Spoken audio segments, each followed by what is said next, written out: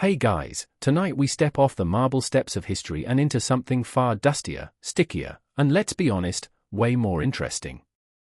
You're not strolling through the forum as a toga-draped statesman or lounging on a velvet couch like a senator's bored wife. No, tonight, you're a Roman prostitute. And your day? It starts behind some pretty dingy curtains. Picture this, the one-room insular apartment, walls cracked like old skin, and a smell that clings, damp straw, sweat, and something faintly metallic. You open your eyes before the sun fully rises because light means heat, and heat means more foot traffic, and more foot traffic might mean coin in your pocket. You've slept curled on a scratchy blanket, half hoping your neighbor wouldn't bring a client home again. Spoiler alert, she did. You stretch out your legs, still sore from last night, and glance toward your small basket of belongings. A rag for washing. A crumbling hair comb. A little tin of ground chalk for skin lightening if it's not been borrowed again.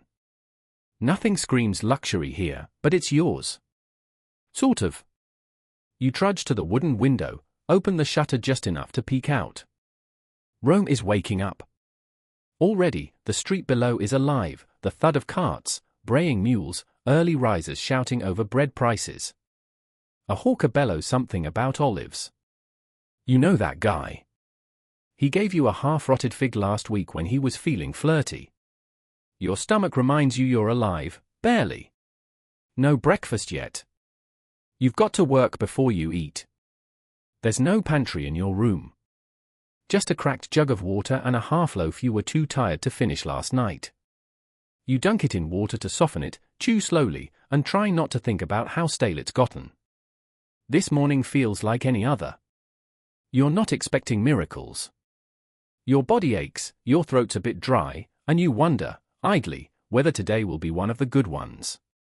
Maybe a client with clean fingernails. Maybe a few extra sesterces. Maybe you'll avoid Marcia, the one with the weird foot thing and a tendency to borrow your scent oil. Now, don't get too comfy yet, you probably won't survive this century anyway. Life expectancy hovers somewhere in the don't get your hopes up range. If you're lucky, you'll live to your late 30s. If not, well, there's always another Drusilla to take your place. So, before you get comfortable, take a moment to like the video and subscribe, but only if you genuinely enjoy what I do here. And if you're listening in from somewhere distant, post your location and local time in the comments. I love seeing where you all are. Now, dim the lights, maybe turn on a fan for that soft background hum, and let's ease into tonight's journey together. You tie your hair back with a piece of old ribbon.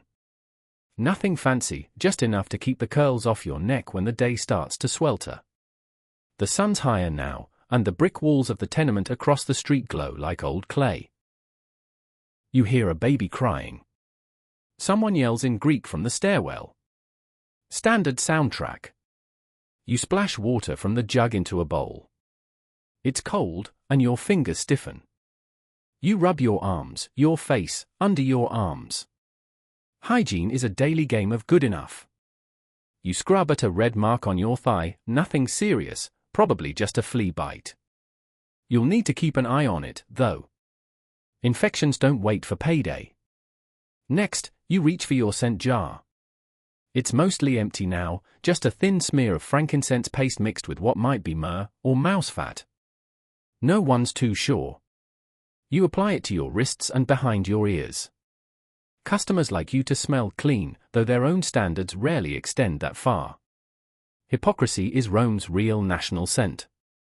On your way out, you duck under a wooden beam, careful not to brush against the family who sleeps in the hall. The father gives you a side eye. His wife glares openly. Their daughter, maybe 7, stares at you like you're a chimera, half woman, half storybook warning. Still breathing, someone calls. It's Lavinia, from the 3rd floor, leaning over her railing with a bruised lip and last night's eyeliner still smudged. Barely, you call back. She throws you a crust of bread. You catch it one-handed. Breakfast, round 2. You descend the narrow stairs, your sandals echoing softly. The insula always smells like someone else's problem: urine, stew, mildew, someone cooking fish again despite the clear signs of spoilage. A rat skitters. You ignore it. He lives here too. Out on the street, the morning brightness makes you squint. Rome is awake now, fully. You step into the current like a tired fish, cartwheels creaking, sandal leather slapping stone, someone haggling over goat cheese, someone else screaming about stolen turnips. You blend in with the crowd, but also stand out. It's a weird trick, being invisible and noticed all at once. You're no Vestal virgin. You're not even a legal wife. You're in that zone of society where everyone sees you, but no one quite admits it. You pass a mosaic sidewalk that's starting to chip. You know every crack in it by now. Some rich merchant once tripped on that uneven corner and blamed his slave. You remember because he was loud and his slave just nodded like he wished Rome had a mute button. At the next crossroads, you pause. This is where you usually decide, do you go straight to the Lupiner, or linger by the bakeries to catch early risers? Decisions. The Lupiner's always there, always grimy, always buzzing with mid-level chaos. But the bakery boys sometimes slip you a warm bun if you flirt right. You choose the bakery today. Your stomach is still complaining. You station yourself near the bread shop, leaning casually against the sun-warmed wall. The scent of baking dough drifts over like some sort of edible spell. A man walks by with flour on his sleeves. You smile. He doesn't. Historians still argue whether lower-class prostitutes like you had regular roots or chose them daily by gut instinct. You'd laugh at that. Half your job is vibes. The other half is praying someone doesn't try to pay you with fake coins. Someone brushes past you. You recognize him. A regular. Cobbler's apprentice, maybe. He smells like leather and vinegar and always asks you to talk to him in Greek, which you do, badly. Later, he mutters. You nod once. He slips a little coin into your palm. Down payment. Or maybe guilt offering. By now, the sun's climbing.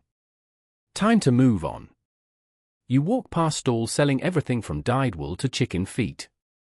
You pass a man selling fake aphrodisiacs, ground-up lizard mixed with fennel, and a woman shouting about prophetic beans. You consider buying one. Just for fun. But you save your money. You hear someone shout your name, your working name, not your real one. Lyra. You spin around. It's Drusilla, waving, late as always and chewing on a fig. You go into the Lupiner, she asks. You nod. Together, you push into the next phase of the day, the air growing heavier, the crowd thicker, and the scent of the city rising like heat from the stones. The walk to the Lupiner isn't long, but it's dense with decisions, distractions, and dust that clings to your ankles like needy children. Drusilla keeps talking about a soldier who offered her a pearl, about her sandals breaking again, about a client who cried afterward. You half listen, mostly because she'll talk whether you do or not. Your stomach settled slightly, but the streets haven't. Rome thrums like a restless animal. You pass a man hawking sea sponges as the cleanest way to wipe, and you wonder, not for the first time, who buys that line. Maybe the same folks who think crocodile dung makes a reliable contraceptive. Yes, that's a real thing. And yes, you've tried it, once. Never again. It smelled like ambition and bad decisions. At the edge of the Subura, the mood changes. It's grimier here, the joke's louder, the innuendo thicker than yesterday's lentil stew.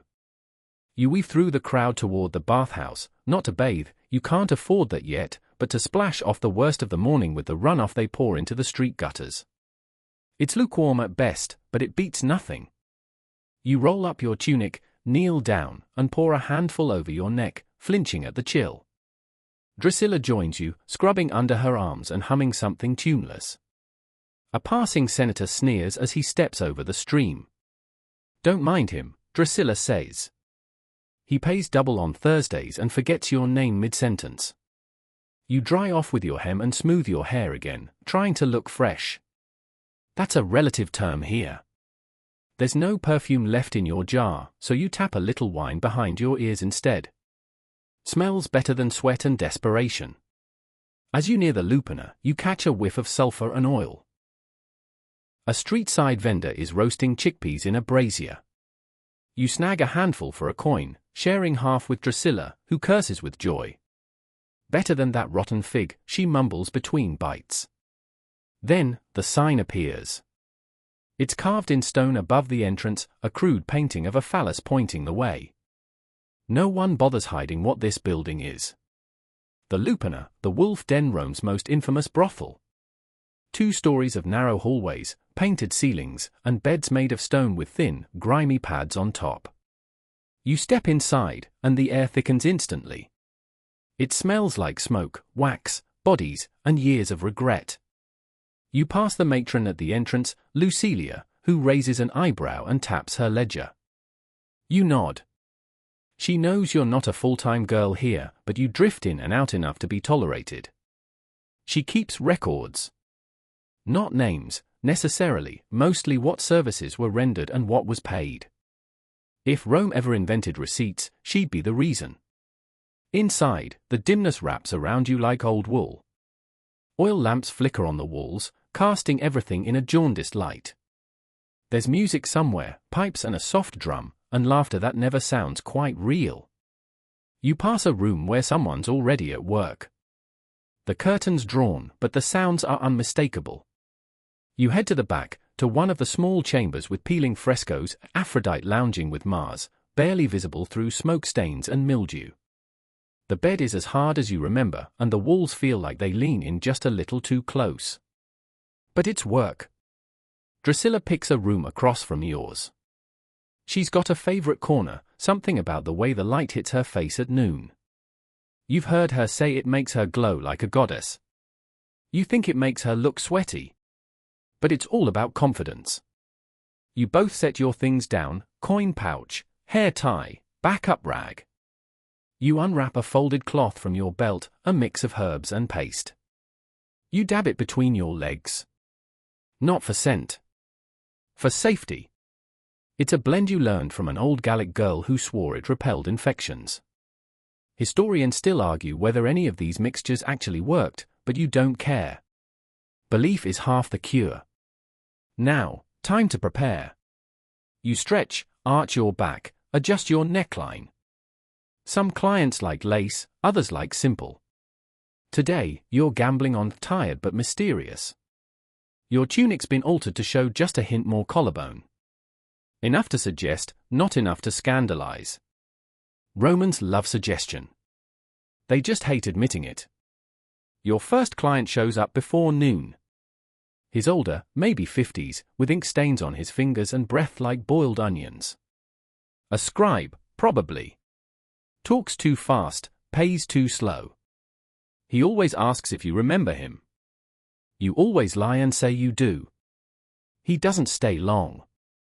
He never does. You count the coins carefully before he's even out the door. 3 sesterces. Not bad. Not great. Just enough. Between clients, you wait. Sometimes you chat with the other girls, Marcia, who swears she once serviced a senator's bodyguard, or little Tanaquil, barely 15 and already sharper than any of you. Sometimes you just sit and breathe, trying to shake off what just happened before what happens next. Someone brings in a tray of watered wine and olives. Lucilia's hospitality. You sip carefully, not enough to dull your senses, just enough to calm your pulse. By mid-afternoon, the place is in full swing. You hear moaning, laughter, footsteps. A brawl almost starts outside between 2 men fighting over who was next. Lucilia handles it by raising her sandal threateningly. They back down. One even apologizes to her. No one messes with Lucilia. You peek out to the courtyard for a moment. Rome's sun has shifted. You can hear a poet reciting in the distance, something about the cruelty of love and the ache of desire. Drusilla snorts. They never write about our feet hurting. One of the younger girls returns from a private booking at a villa. She looks tired but proud. Who was it this time? Someone asks. She shrugs. Some patrician with breath worse than a latrine. Paid double for me to pretend I was his old tutor. You and Drusilla laugh. This city has every kink, and most of them involve unresolved childhood trauma. Around this time of day, you do your second wash-up. More street water. This time, mixed with vinegar. You scrub, reapply your herb paste, and run the comb through your hair again. Presentation matters. You're a walking business card. You hear whispers about a new girl, tall, blonde, probably Germanic. Everyone's talking. You haven't seen her yet, but it's always the same pattern. New girl arrives, gets all the attention, everyone resents her, she disappears within a month. Burnout, illness, or just the wrong client at the wrong time. You stretch again. Your back cracks. You lie flat on the stone bed for a moment, staring at the ceiling. It's painted with vines and grapes and pudgy cherubs. You imagine one of them winking. You wink back. Suddenly, Marcia pops her head in. You up for a walk later, she asks. I heard there's a senator's party looking for entertainment. Big coin. You groan. Last time I went to one of those, I ended up in a fountain with wine up my nose. Yeah, she says. But you got 10 denarii. Fair point. You nod. Let's see how the rest of today goes. Back to work. Another client. This one younger. Smells like garlic and hope. Tells you you're beautiful, and you almost believe him. He stays longer. Pays a little extra. Doesn't ask for anything weird. You file that one under win. Evening draws closer. The light slants through the hallway grates, and the building hums like a hive. You count your coins, sort them, wrap them in a rag, and tuck them deep into your sash. Drusilla does the same. Neither of you speaks. It's not about greed. It's about control. You step out into the dusk with her, air cooler now, your hair a mess again. She lights a bit of incense and waves it around herself. Protection, she says. Or at least to cover the garlic. You both laugh. And just like that, it's time to move again. Rome never stops, and neither do you. You step into Rome's evening like it's a lukewarm bath, too familiar to be surprising, too crowded to be comforting. Drusilla is still beside you, muttering about needing new sandals while kicking a pebble down the cobbled street. The light's gone golden, warm and soft and just enough to make this whole mess look a little romantic. Don't fall for it. Rome always lies at dusk. The air thickens with the smells of the city winding up for dinner, fresh bread, simmered lentils, grilled fish, and something less charming, like overflowing chamber pots and sweaty tunics. You pass a butcher scraping the last bits of meat from a bone with a look that says he's done pretending life is glamorous. Same, honestly. Every direction you look, there's something happening. A boy chases a chicken. A group of students argue loudly about Cicero. A woman dumps a pot of waste right out the window. You dodge left just in time. Drusilla isn't so lucky. Seriously, she yells, holding out her now drenched sleeve. Don't worry, you smirk. It brings good luck. You're thinking of pigeon droppings. Well, it's all Rome, you shrug. Take your blessings where you can. You make your way past the tabernae, the street bars, and the scent of sweet spiced wine beckons. But you're saving your coin. Maybe. Probably. Depending on how annoying Marcia is later. For now, you're heading toward your favorite corner, not too close to the forum, because that attracts too many soldiers, and not too far into the Subura, because that attracts too many thugs. You set up near a bakery that's still warm from the day's fire. The heat seeps through the stones under your sandals. The noise here is relentless, sellers hawking everything from dates to dubious silver rings, street musicians playing flutes that only hit the wrong notes, and children shouting as they zigzag between carts. But there's a rhythm to it. Rome's chaos follows a kind of order, like a drunk uncle who somehow never spills his wine. You lean against the wall, arms crossed, eyeing the crowd. You're not alone, of course. There's always competition. Julia, who flirts like it's a competitive sport. Prisca, who pretends she's from Greece even though her accent is pure Trastevere. An old Gallia, who claims she worked the same corner during the reign of Augustus. No one believes her, but we all nod politely. Your goal now? Draw eyes without drawing trouble. It's a delicate dance. You make brief eye contact with a passing man, clean toga, hurried gait. He looks, then looks away. That's fine. Some men need a second lap around the block. Drusilla shifts beside you, tossing her hair. I'm betting the next guy who stops has wine breath, she says. 3 out of 5 do, you reply. It's a safe bet.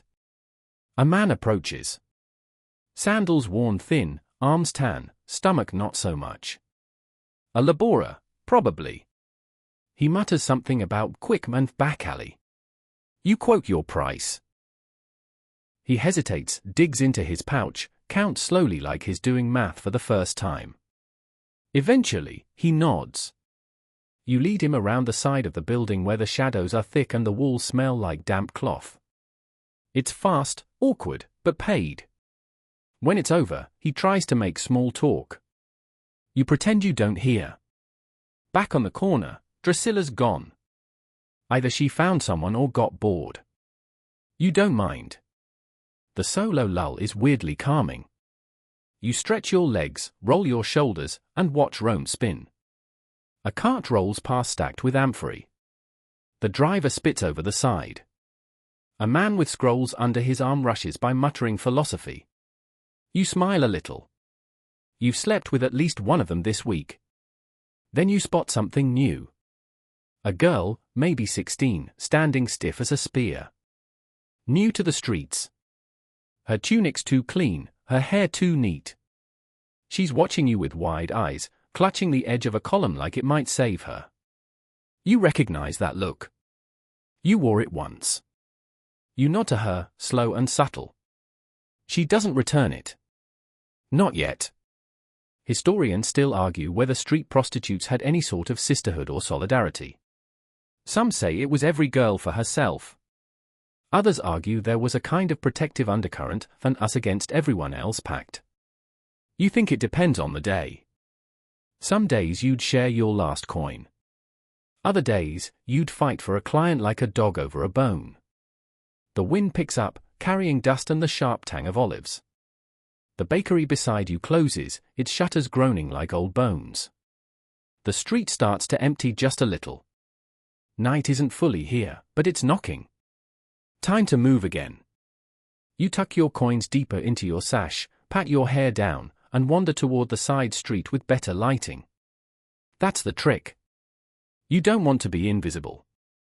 You want to be interesting. As you walk, you pass a small temple alcove, Venus, of course. You pause, like always. The statue's been worn smooth by time and too many desperate fingers. You reach into your pocket and drop in a sliver of bronze, barely a coin. A hopeful bribe for mercy. I could use a gentle one tonight, you whisper. Or at least one who doesn't smell like anchovies. Your prayer is interrupted by laughter. 2 young men, drunk, already staggering. One spots you, points, and says something crude. You don't flinch. You've heard worse from sober people. They keep walking. One nearly trips over his own sandal. You shake your head. Drusilla would say they're good for a laugh. You say they're good for catching lice. Just then, a familiar face approaches. Cassius, the retired soldier with that limp and always too many stories. He waves, raises a hand in greeting. Lyra, he says, your chosen name. Looking sharp as always. You must be drunk, you reply with a smile. But I'll allow it. He doesn't want anything tonight. Just says hello, slips you a fig he traded earlier.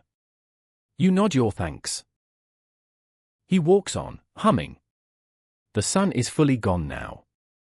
Rome shimmers in torchlight and lantern glow, shadows dancing against white stone and wooden beams.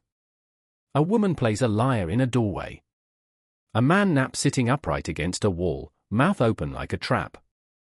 You pass a shop selling cheap amulets, love charms shaped like fists, tiny bronze genitalia for luck. You laugh under your breath. Rome believes in everything and nothing, often at the same time. You return to your corner, nibble the fig slowly, and let your eyes drift up. The night sky is never truly dark here, there's too much smoke, too many torches, but once in a while, a star peeks through. You stare at it, wondering where it leads. Wondering who else is staring back. And then your next client arrives. He's middle-aged, with the stiff walk of someone who carries scrolls more than swords. His eyes flicker left, right, settling on you with cautious calculation. He asks your price in a whisper, glancing around like a boy stealing fruit. You name it. He accepts. You lead him into the shadows once more. And Rome keeps spinning. You finish with Scrollman behind a dye merchant stall, the walls still stained crimson from the last batch of madder root. He leaves without a word, adjusting his belt like he's just sinned his way into philosophy. You fix your tunic, rewrap your sash, and squat beside a rain barrel to splash your hands clean. The water smells like iron, but it's cold and welcome. This is the in-between time now, afternoon gone, but evening not yet the full dark. You've earned a few coins, maybe enough to eat something besides figs and stolen crusts. But more importantly, you've avoided the lictors today. Barely. You spotted one earlier, swaggering down the street like a man who's never said please in his life. Leather straps, polished rod bundle, that ever-scanning glare. The Rome police, if you can call them that.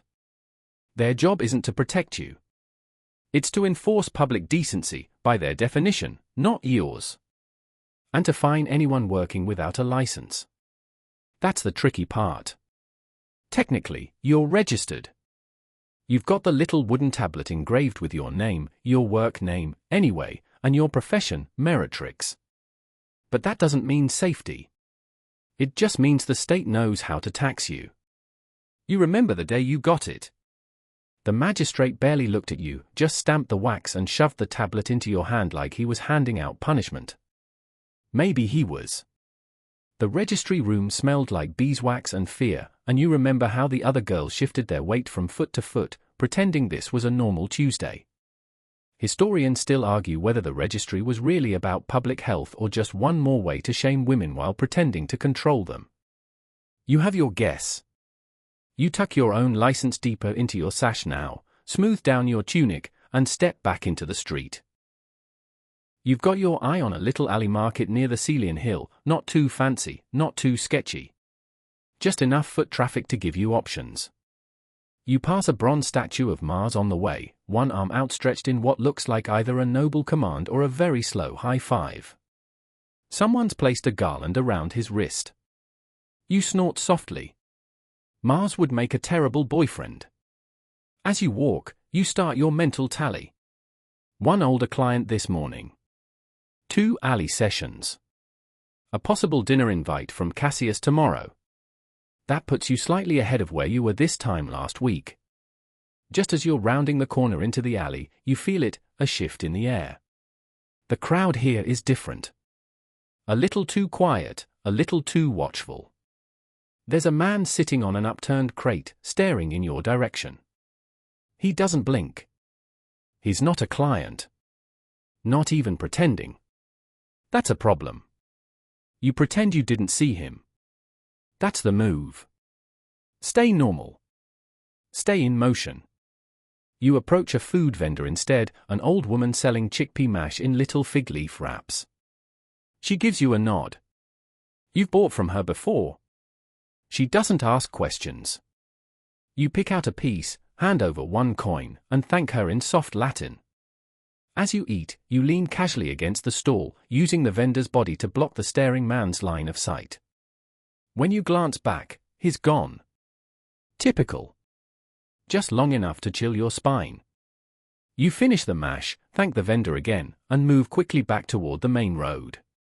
No shortcuts now. No quiet alleys. Too easy to disappear down one of those. By the time you reach a better lit corner, you feel your breath return to normal. The crowd is thicker here, merchants arguing, children darting through, a group of young men in garish tunics laughing too loudly. Good. Witnesses.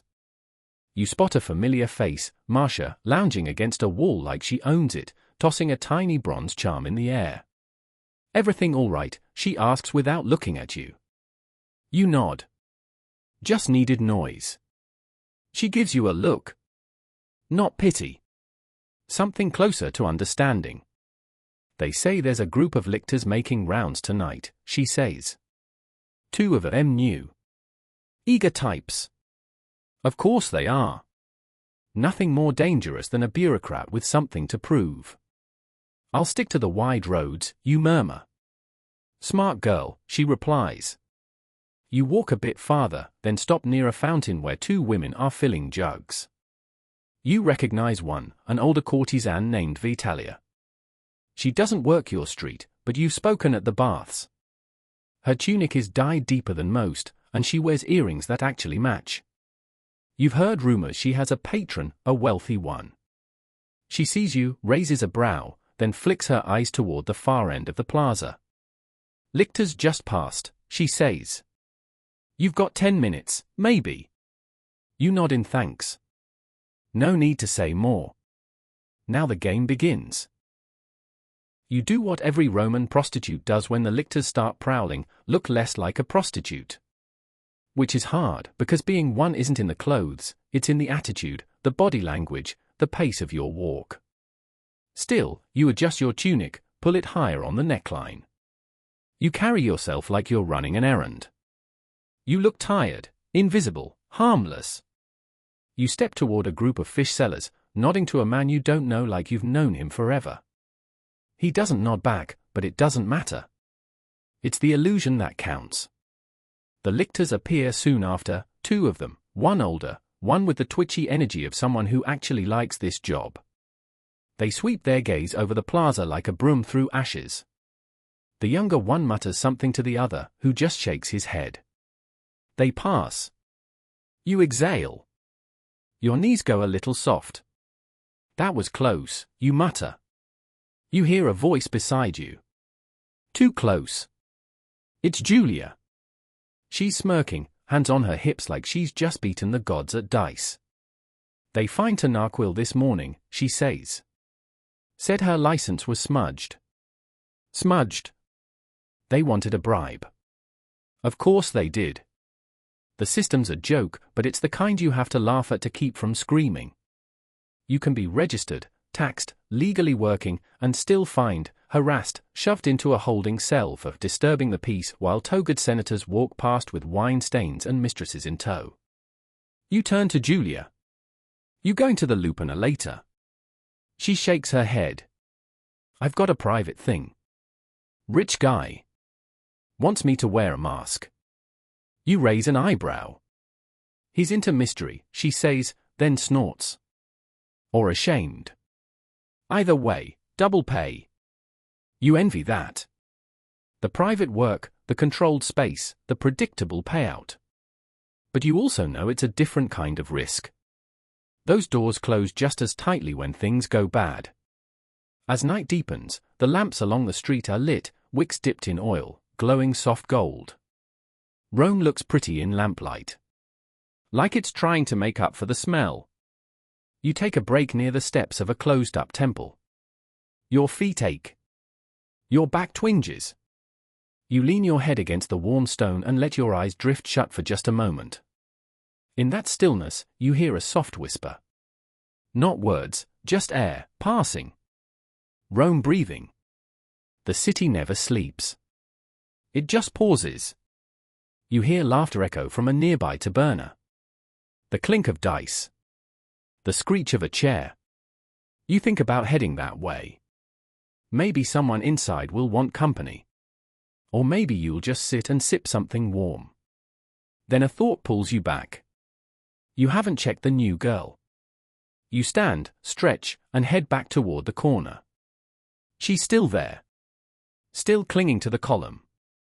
Still watching everything like it might explode. You walk slowly past her. Not staring. Just near. She whispers, barely, does it get easier? You pause, turn halfway. No, you say. But you get faster. She nods once. Doesn't move. Not yet. You keep walking. That was you once. Frozen. Terrified. Watching. And now you move like smoke. Like someone who knows every crack in the pavement, every shadow, every whisper in the street. You've survived another round of lictors. Avoided a creep. Earned enough for a decent meal.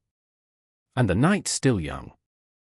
You return to the Lupiner just as the lamps are being trimmed for night duty, long shadows dancing across peeling frescoes, casting soft halos around the faces of gods who stopped watching centuries ago. The familiar scent of oil, incense, and warm skin greets you like an old, slightly grimy friend. You don't love it, but it's home enough for now. The place is busier tonight. Voices rise and fall in a muddled chorus, laughter, bargaining, moans, the scrape of sandals over stone. You slip past Lucilia, who doesn't even glance up from her wax tablet. She's balancing earnings from 3 different girls, all while humming a tune you recognize as an old funeral march. Appropriate. You head straight for the back corridor, your favorite cubicles still empty. You duck behind the faded curtain, drop your pouch beside the bed, and take a moment. Just a breath. The wall mural here shows backers reclining with a half-empty cup and 2 satyrs arguing in the background.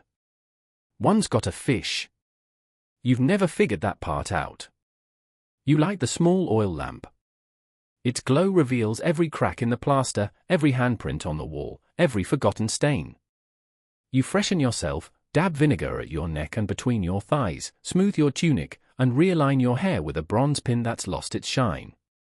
You look like someone with stories. That's part of the charm. Tonight, you're feeling bold. You tie your tunic a little tighter at the waist. Maybe it'll catch the right eye. Or just feel like you're in control of something, anything. Soon enough, the first man steps into your curtain. His large, red-faced, smells like amphor-aged wine and fresh-baked fish. A baker, you guess. He grins, gestures awkwardly, then spills 3 coins into your palm like he's scattering seeds. You nod, gesture to the stone bed, and the moment begins. You go through the motions, the smile, the soft voice, the illusion. He wants you to pretend you've missed him. You don't even remember his name. Doesn't matter. He does. He leaves satisfied, and you count the coins before they've cooled. 3 sesterces and a bronze charm of Hercules, probably meant to bring stamina. You toss the charm into your rag pouch. Could be good luck. Or cursed. Rome has a lot of overlap there. You lie back on the stone slab, arms resting loosely by your sides, the warm musk of incense curling in the stale air like a lazy cat. You've just sent off another client, this one unusually polite, which always leaves you slightly more suspicious than relieved. You don't trust kindness when it shows up wearing a tunic and smelling faintly of goat butter. That's Rome for you. Even the compliments come with strings attached. As your muscles unclench, you find yourself thinking again about the rules, unwritten, half-written, deeply inscribed, sometimes literally carved into marble, that hover over every breath you take in this profession. You're not just selling pleasure. You're navigating a maze of regulation, stigma, social pretenses, and fiscal obsession. Rome loves a transaction. But only when it's taxed. You sit up and retie your sash. The coin pouch inside is heavier now, pressing warm against your waist. You've earned well tonight, but that doesn't mean much when the laws could change tomorrow. Or when your registration is randomly inspected for a signature inconsistency. Or when a bored patrician wife decides to accuse you of luring her husband away. You weren't allowed to register yourself, of course. That was done through your domina, back when you were still technically enslaved. She got the profits. You got the bruises. But once she died, she left you the paperwork, an accidental freedom, like winning a game you didn't know you were playing. So now, technically, you're a liberta. A freedwoman. You have your license, your little carved name tag, and your ability to be taxed like any other small business in the city. Just, without the dignity. Still, the law sees you. You're catalogued. You're visible enough to be fined, forgotten enough to be scorned. It's the middle ground where Rome prefers to keep its prostitutes, functional but forgettable. You lean against the wall for a moment and trace your fingers over the carving above your bed, a rough sketch of a fish and a heart. Someone's idea of romance. Or maybe just a pun. The slang changes so fast, not even the gods can keep up. Drusilla pops her head in. She's chewing what looks like a candid date. You hear about Flavia, she says. What now? Caught working without a license. Again. Lictors dragged her to the holding hall. Said they'd sell her back to the brothel on the Esquiline. You frown. She was trying to go private. Amham. So were her clients. Didn't work. The law, technically, says that unregistered prostitution is illegal. But also, that being a prostitute makes you permanently infamous. Legally. That means no marriage to citizens. No testifying in court. No owning property in certain districts. You're your own kind of ghost, acknowledged, but excluded. Historians still argue whether this was truly enforced or mostly used as a tool of social control. You have your suspicions. Mostly, it just seems like another way to keep women like you from ever climbing out of the pit they threw you into. You glance across the corridor and see a younger girl, maybe 14, wrapping a blanket around herself and leaning into the wall like she's trying to disappear into it. She probably came through an auction. You've seen it before. Slaves sold directly into the lupanar, contract stamped and delivered like wine jugs. Sometimes the clients prefer them new. Like picking fruit. You try not to think about that for too long. You stand, stretching your spine until it pops, and decide to get some air. Out in the side courtyard, a few girls are resting between clients. There's a communal jug of water, probably not clean, but cool enough, and a couple clay cups. You pour yourself a drink, lean against the wall, and look up. The sky is a dull navy above the courtyard wall. No stars tonight, too much smoke. But the moon peeks through, half-shadowed and familiar. You sip your water slowly, let the coolness settle your stomach. Thinking big thoughts, someone asks. It's Lucilia. She's holding her ledger under one arm and chewing a sprig of mint like a priestess of dental hygiene. I was thinking about the law, you say. She laughs once. Darling, I try not to. Do you remember your first registration? She nods. Oh yeah. Bald magistrate with a mole the size of a bean. Asked me if I knew how to count. I said, only to 5, but I'm great at multiplication. He didn't laugh. You smirk. They never do. Lucilia squints up at the moon. They think they own us. But truth is, we run half this city. Only the fun half, you mutter. She winks. And the profitable half. Then she turns serious. What's your paperwork? They're cracking down. Some senator's daughter is marrying a baker, and now suddenly everyone's obsessed with purity laws again. Like we're leeches on their family trees. You roll your eyes. Too bad the trees are mostly weeds. Lucilia pats your shoulder and walks back inside, her sandals scraping softly over the tiles. You finish your water, rinse the cup, and head back in. As you pass the entrance, a man's voice calls out. You registered here. You turn slowly. It's a new lictor. Fresh-faced, cloak clean, eyes a little too hungry for someone who claims to uphold order. Yes, you say calmly, reaching into your sash. You pull out the wooden tag, burned with your working name, the emblem of Venus, and a faint, official stamp. He squints at it. Name. Lyra, you say. Registered under Lucilia's house. He nods, pretends to make a note on his wax tablet. He's holding the stylus upside down. You're lucky, he says. Some girls forget to renew. Then it's jail. Or worse. I'm very forgetful, you reply, flatly. But not about that. He stares for a beat too long, then steps aside. You walk past him without flinching.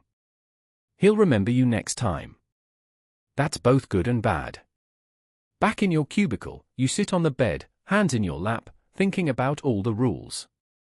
How you're allowed to work, but not be respected. How you're taxed like a merchant, but not protected like one. How you're legal, but only when it's convenient. And if you step even one toe outside the rules, if your license is expired, or your dress is too fine, or a man complains because you looked at his wife the wrong way, you become disposable again. Like you were at the start. You lie back on the stone, staring up at the vine-painted ceiling.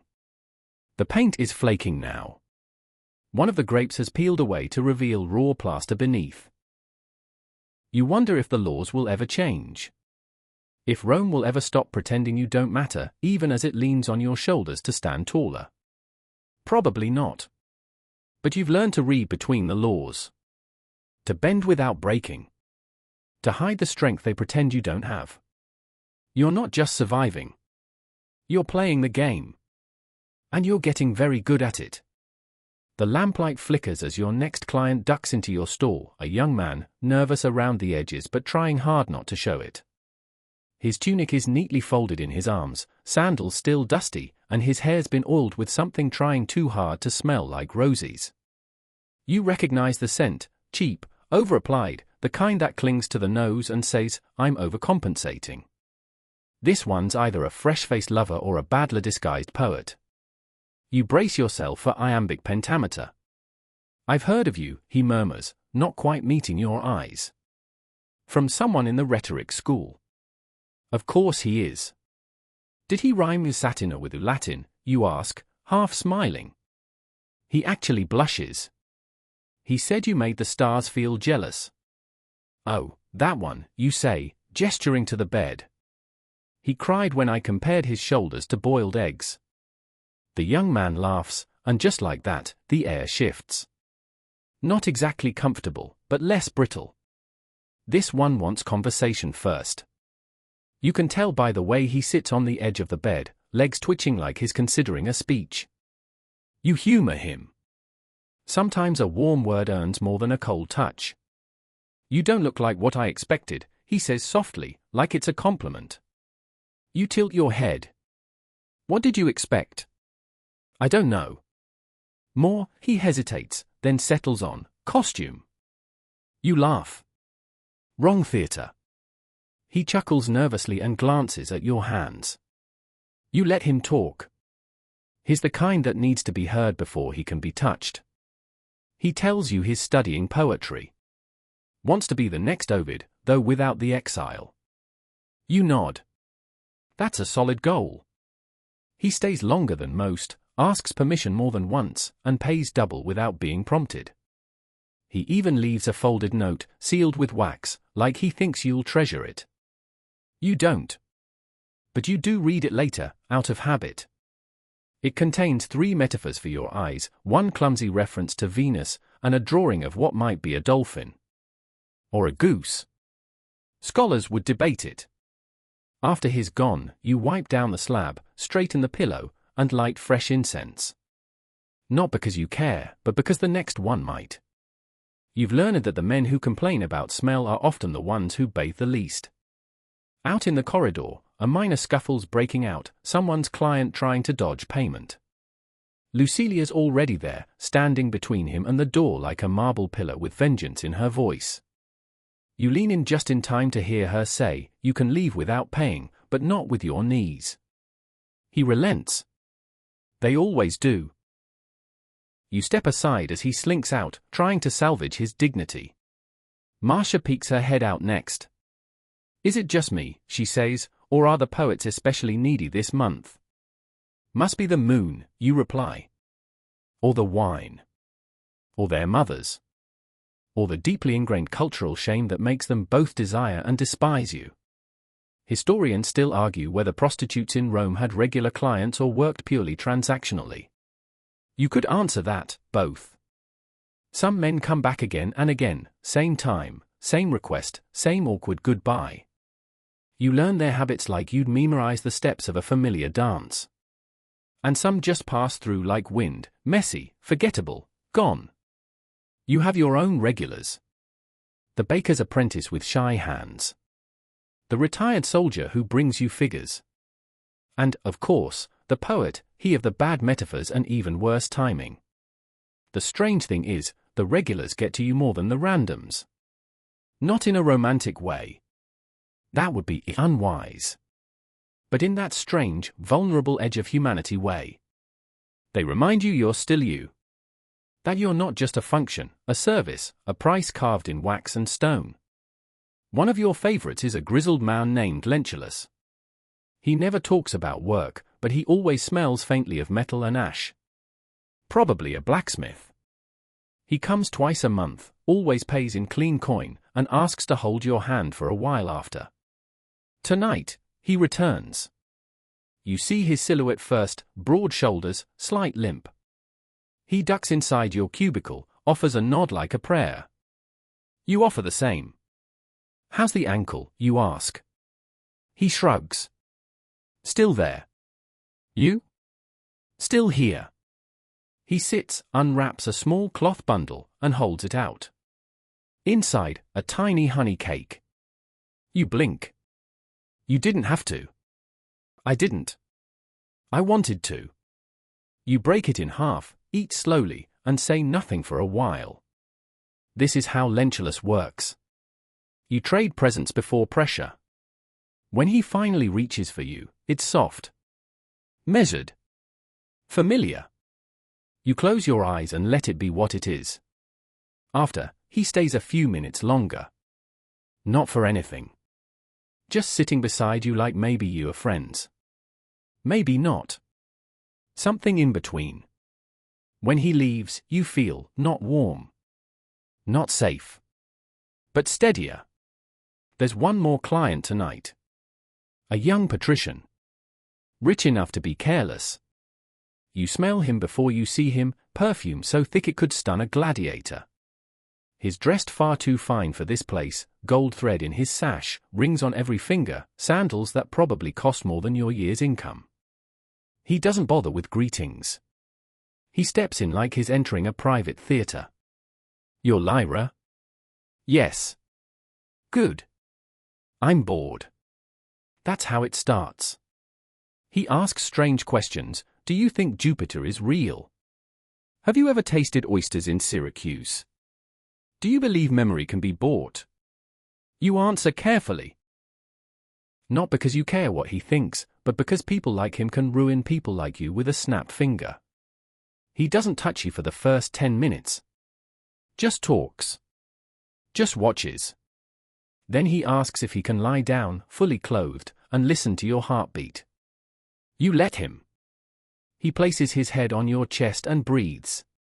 You think of everything but him, the moon outside, the honey cake taste still on your tongue, the new girl probably curled up somewhere with her knees drawn to her chest. Eventually, he stands. Pays twice the going rate. Leaves without a word. You exhale. The night is almost over. You check your coin. A good haul. You might be able to afford new sandals. Maybe even a new comb. Drusilla would say buy wine. Masha would say buy gossip. You wipe down your slab for the last time, fold your cloth, and blow out the lamp. You step into the corridor as the other girls start the same ritual, one by one, like stars blinking out. Lucilia watches from her corner, ledger in hand. You made quota, she asks. And then some. She nods. Doesn't smile. But her voice softens just enough, good girl. You pass the fountain on your way out, scoop a bit of water to splash on your face, and let it run down your neck. The night air is cool and quiet. Rome is briefly silent, like it's asleep between dreams. You walk slowly, your sandals slapping gently against the stones. Past shuttered windows. Past sleepy inns. Past a mural of Minerva that someone has defaced with charcoal glasses and a unibrow. You laugh. And then you keep walking. You leave the Lupiner just as dawn is teasing the skyline, Rome's version of a sleepy stretch, golden light sliding between clay rooftops and half-finished temples. The air's cooler now, soft and damp with early mist, and the street still echoes with the final sighs of the night crowd. You pass a drunk soldier singing to a wall, and a pair of gamblers arguing over a game neither one remembers finishing. Your stomach growls. Again. It's that time, the strange in-between when you're not quite done with the night, but the day's already impatiently knocking. Breakfast, if you can find it. Maybe lunch, if you're lucky. But mostly, just something warm, salty, and not served by someone trying to flirt. You take the side streets through the Suburra, where the stalls are beginning to open.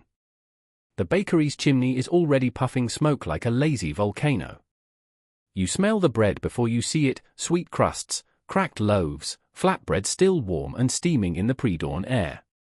You spot your girl, Lamia, behind the counter, smacking dough like it owes her money. She sees you, raises an eyebrow, then flicks her chin toward the back. You know the code. That means there's a little leftover, maybe not fresh, maybe slightly burnt, but edible. You slip behind the stall, nod at her son who's stacking amphorae like they're toys, and find your treasure, a small basket of rejected crusts and 2 roasted olive rolls stuck together by melted cheese. Heaven! You don't even wait. You bite in, grease warm on your fingers, salt coating your lips. You sigh, half from hunger, half from relief. Then comes the shadow. Drusilla. She's perched on a crate like a seagull at a shipyard, gnawing on a heel of bread like it offended her. You look like someone stole your favorite sandal, you say, mouth full. Someone did, she mumbles. Took it while I was washing. Who steals just one sandal? A very determined limper. She doesn't laugh. Instead, she squints into the distance. So Lucilla last night. You stop chewing. She okay? She's limping. Bruised. Didn't say much. Her mouth looked wrong. You exhale slowly. Did she say who? Drusilla shakes her head. Didn't have to. Big guy. Shaved head. Keeps coming back like a cold. There it is. That ache in your stomach that has nothing to do with hunger. Lucilla's not a friend. But she's not a friend. She once shared her cloak when you were freezing. Once pulled you behind her when a client got rough. That's enough. Did she go to Lucilia? She won't, Drusilla says. Said it'd cost her more than the bruises. You stare at your crust, suddenly dry in your mouth. You've seen it before. A girl reports a bad client. Lucilia bans him. He waits a few weeks, finds her somewhere else. Or worse, makes a scene. There's no safety in reporting when the streets are the courtroom and the punishment is just another bruise. You stand, toss the rest of your bread to the gutter rats, and wipe your hands on your sash. Coming to the baths. Drusilla asks. You nod. Gods, yes. I smell like shame and sweat. She grins. Perfect combo. Aphrodite would be jealous. The public baths are still quiet this early. You head to the smaller one near the Aventine, less grand than the massive complexes, but less crowded, too. You pay your entry with 2 grimy coins and strip in the outer room, tossing your tunic onto a hook shaped like a lion's paw. The steam hits you instantly, wrapping around your skin like a warm, damp sigh. You dunk yourself into the tepidarium first, lukewarm, gentle, forgiving. The water stings in the places you didn't realize were raw. You sink to your chin and close your eyes. You're not alone. Other women drift through the steam like ghosts. One is scrubbing her arms with sand. Another is shaving her legs with a tiny bronze blade. 2 are gossiping in whispers so sharp they could slice bread. You recognize some of them, working girls, a couple wives pretending they don't know you. One priestess with a haughty nose and a mole that trembles when she frowns. You don't mind the silence. Then come the questions. What happened to Lucilla? You open your eyes. It's Marcia, slipping into the pool beside you. Drusilla shrugs. She slipped. That's the official lie. She won't press it. No. The silence settles in again, this time heavier. Sometimes I think about getting out, Marcia says suddenly. Selling wine or something.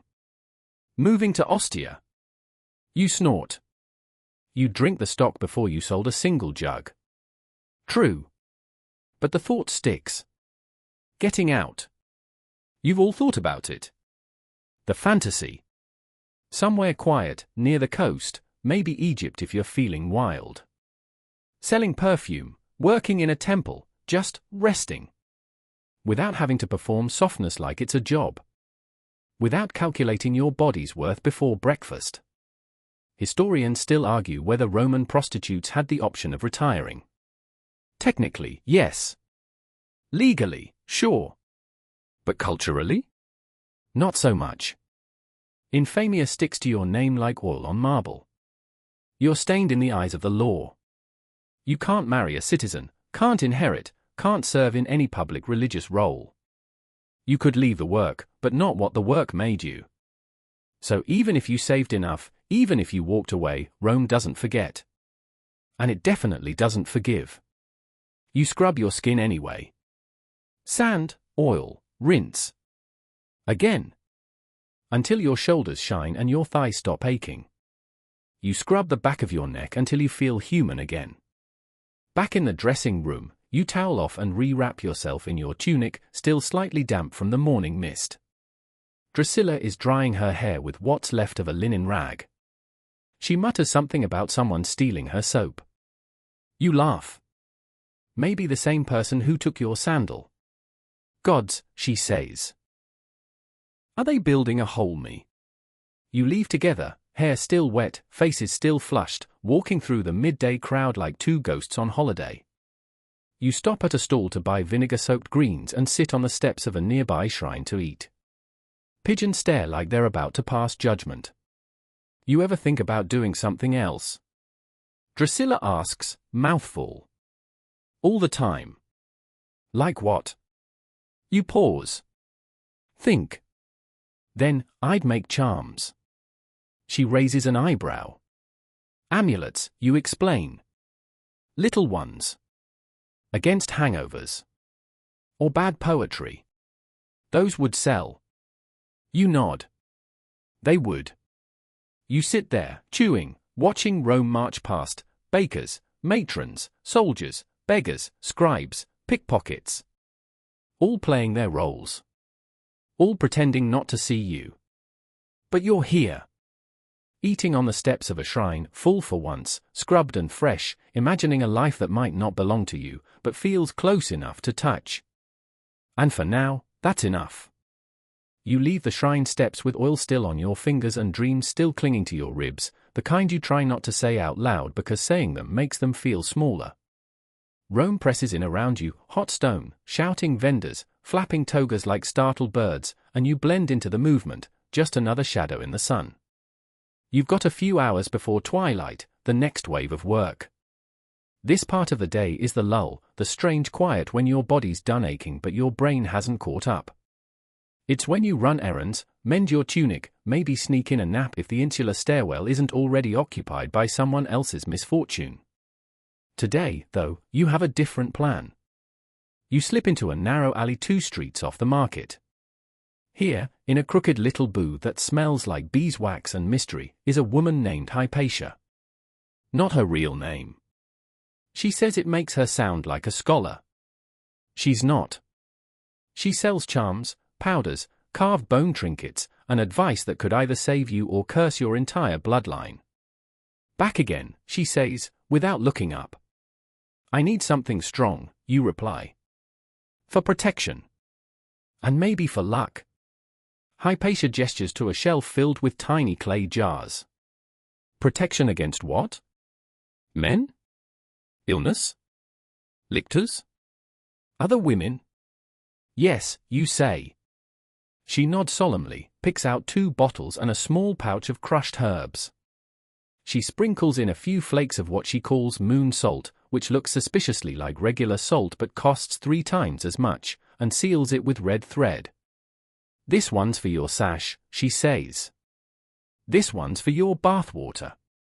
And this one you hide in your pillow. You'll dream less, but you'll wake easier." You hand over 5 coins, half your morning's earnings. It's a steep price. But you've learned there's comfort in rituals. The things you can control. The little steps between chaos. As you turn to leave, Hypatia adds, "Watch your right shoulder. You've got something clinging." You blink. "Not a ghost," she adds, grinning. "Just bad energy." You roll your shoulder anyway, just in case. Back outside, the city smells different, more heat, more iron, more sweat. You make your way slowly back toward your block, keeping your eye on the shadows for anything lingering. The day's getting older, and you can feel it in your bones. You pass another amulet seller near the steps of a fountain. His table is filled with carved phalluses on cords, bronze fists with thumbs poking through fingers, tiny bells, painted eyes, twisted knots. All charms. All promises. You know some girls who wear them like armor. One even tattooed her own charm on her thigh, an eye inside a triangle. She swore it protected her from cursed clients. You don't believe everything, but you don't believe nothing either. Rome has its own rules, and not all of them are written. Historians still argue whether these charms were superstition or proto-psychology. Whether they worked because people believed in them, or because belief itself is a kind of magic.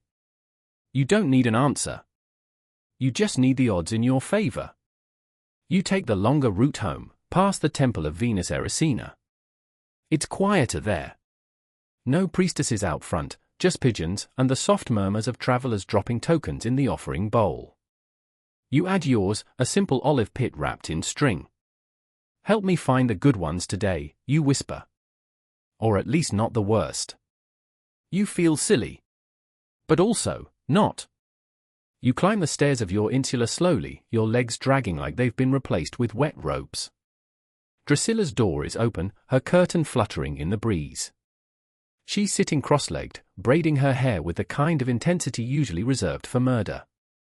"Guess what?" she says without looking up. "You've joined a temple." "Nope. But I found a snake tooth." You pause. "Alive?" "Just the tooth. Came out of an amphora in the garbage pile." "Neat. I'm gonna wear it tonight," she says, tying it into her sash. "For courage." You raise an eyebrow. "Or to get bitten by every guy named Sextus." She cackles. "Better than the ones named Gaius." You head into your own tiny space and light a sliver of wax. The flame wobbles in the warm breeze. You lay out your new charm from Hypatia, press it into the corner of your pillow, and run your fingers over your coin pouch. Still there. Still yours. You rest for a bit, half napping, half listening to the apartment sounds around you, someone snoring next door, a baby squalling 3 floors down, the rhythmic thump of a broomstick being used either as cleaning tool or weapon. Rome doesn't knock. It announces. When the sun dips, you rise.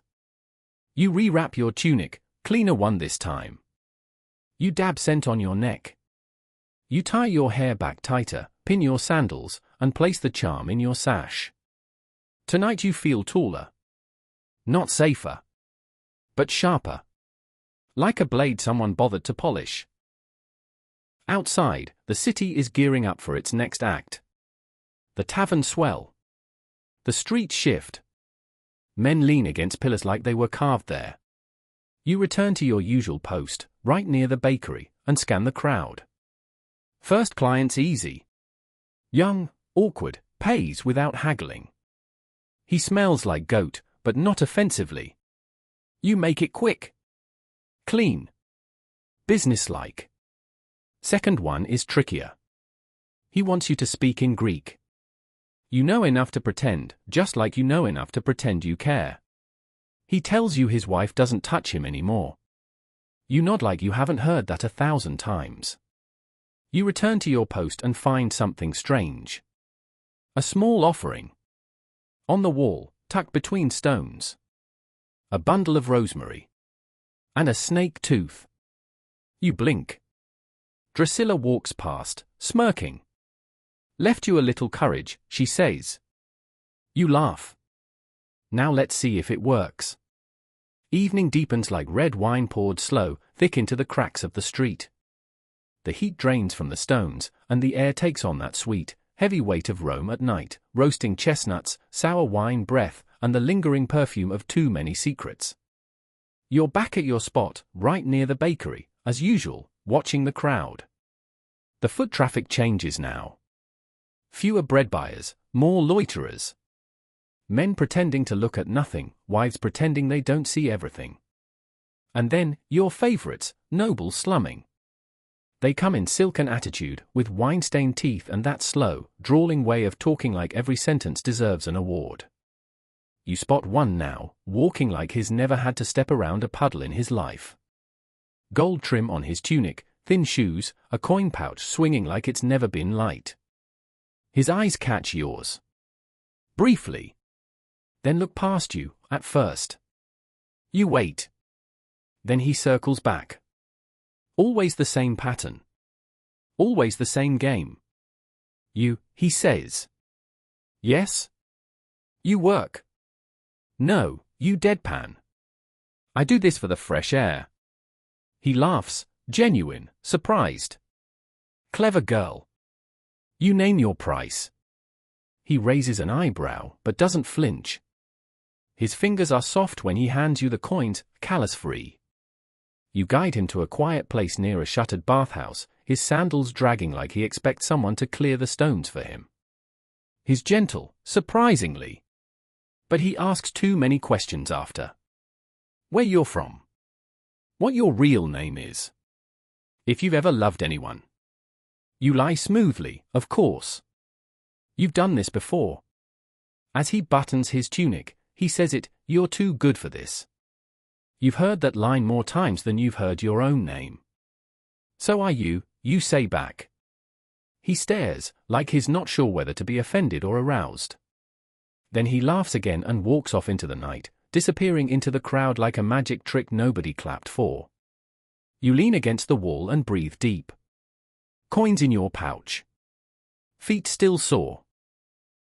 You check the rosemary snake tooth charm tucked into your sash and give it a small nod. Not bad so far. Then you hear them. Two women arguing, loud and shrill. Not like the street fights over dice or wine.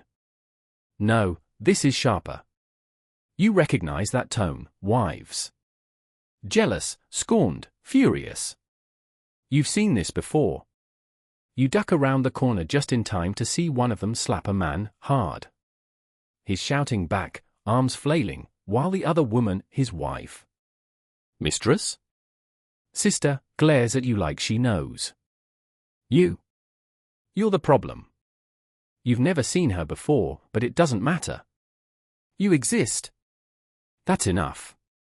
You slip away, fast, like smoke through a crack. You're not sticking around for drama that doesn't pay.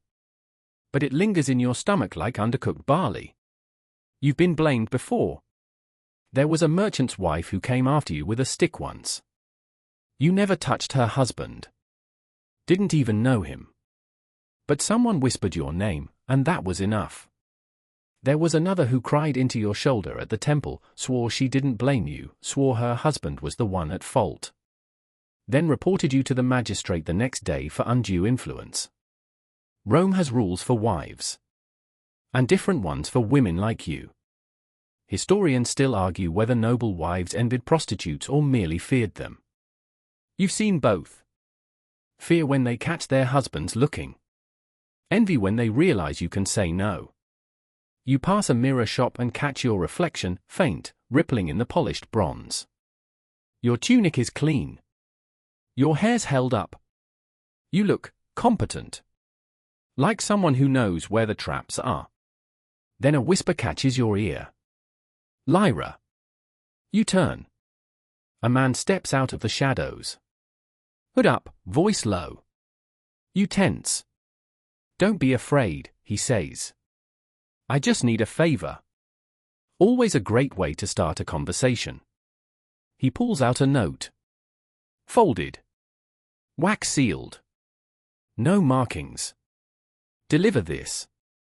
To who? Corner of the courier, third pillar. He'll find you.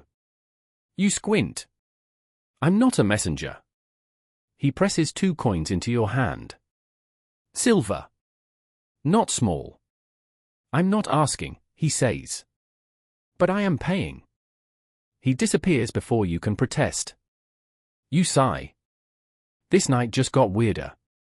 You tuck the note into your sash and make your way toward the forum. Not your usual haunt. Too many eyes. Too many laws. But curiosity itches. You pass guards. Torches. Marble steps that haven't been cleaned since the last festival.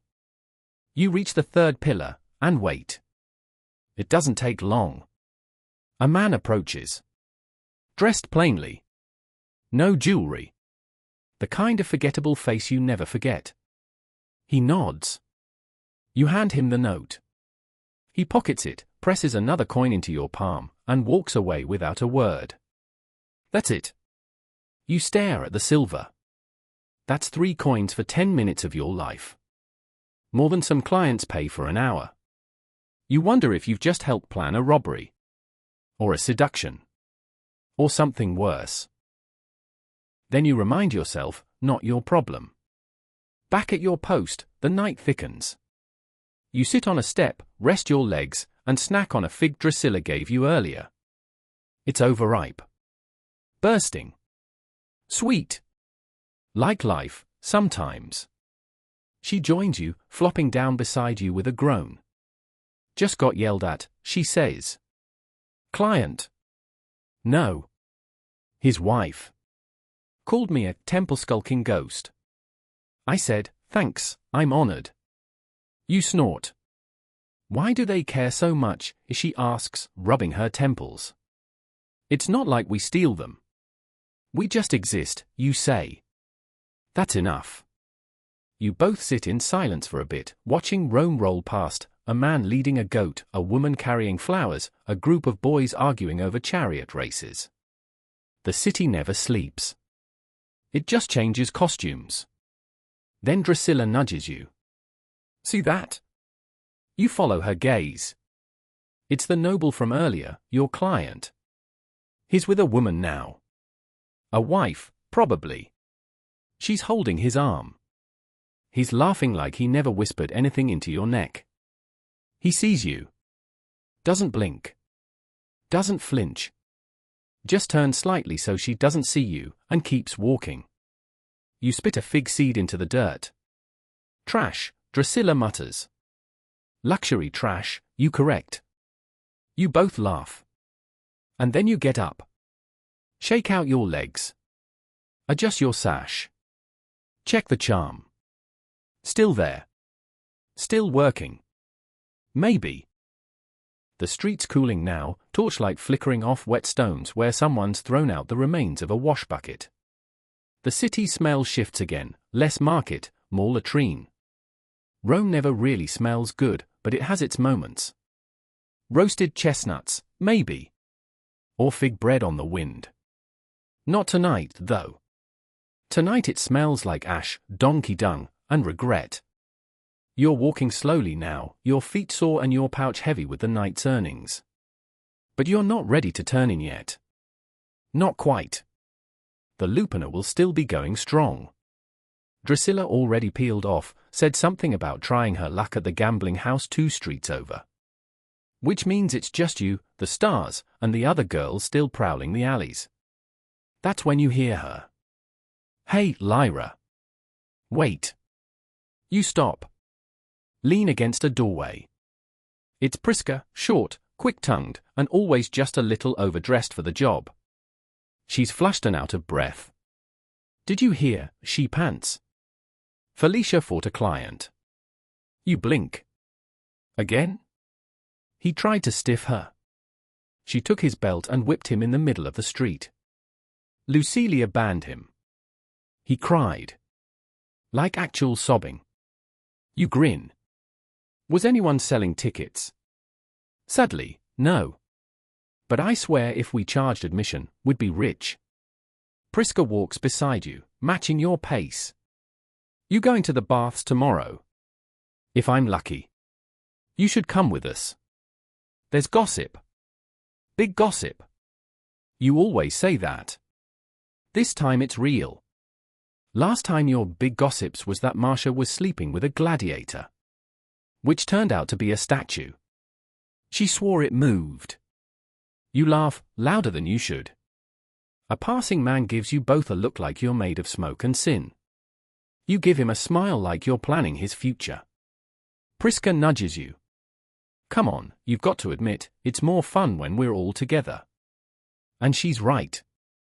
Despite the backbiting and the lies and the occasional sandal theft, there's a strange kind of sisterhood among you. The girls. The others like you. Each with her own story. Her own scars.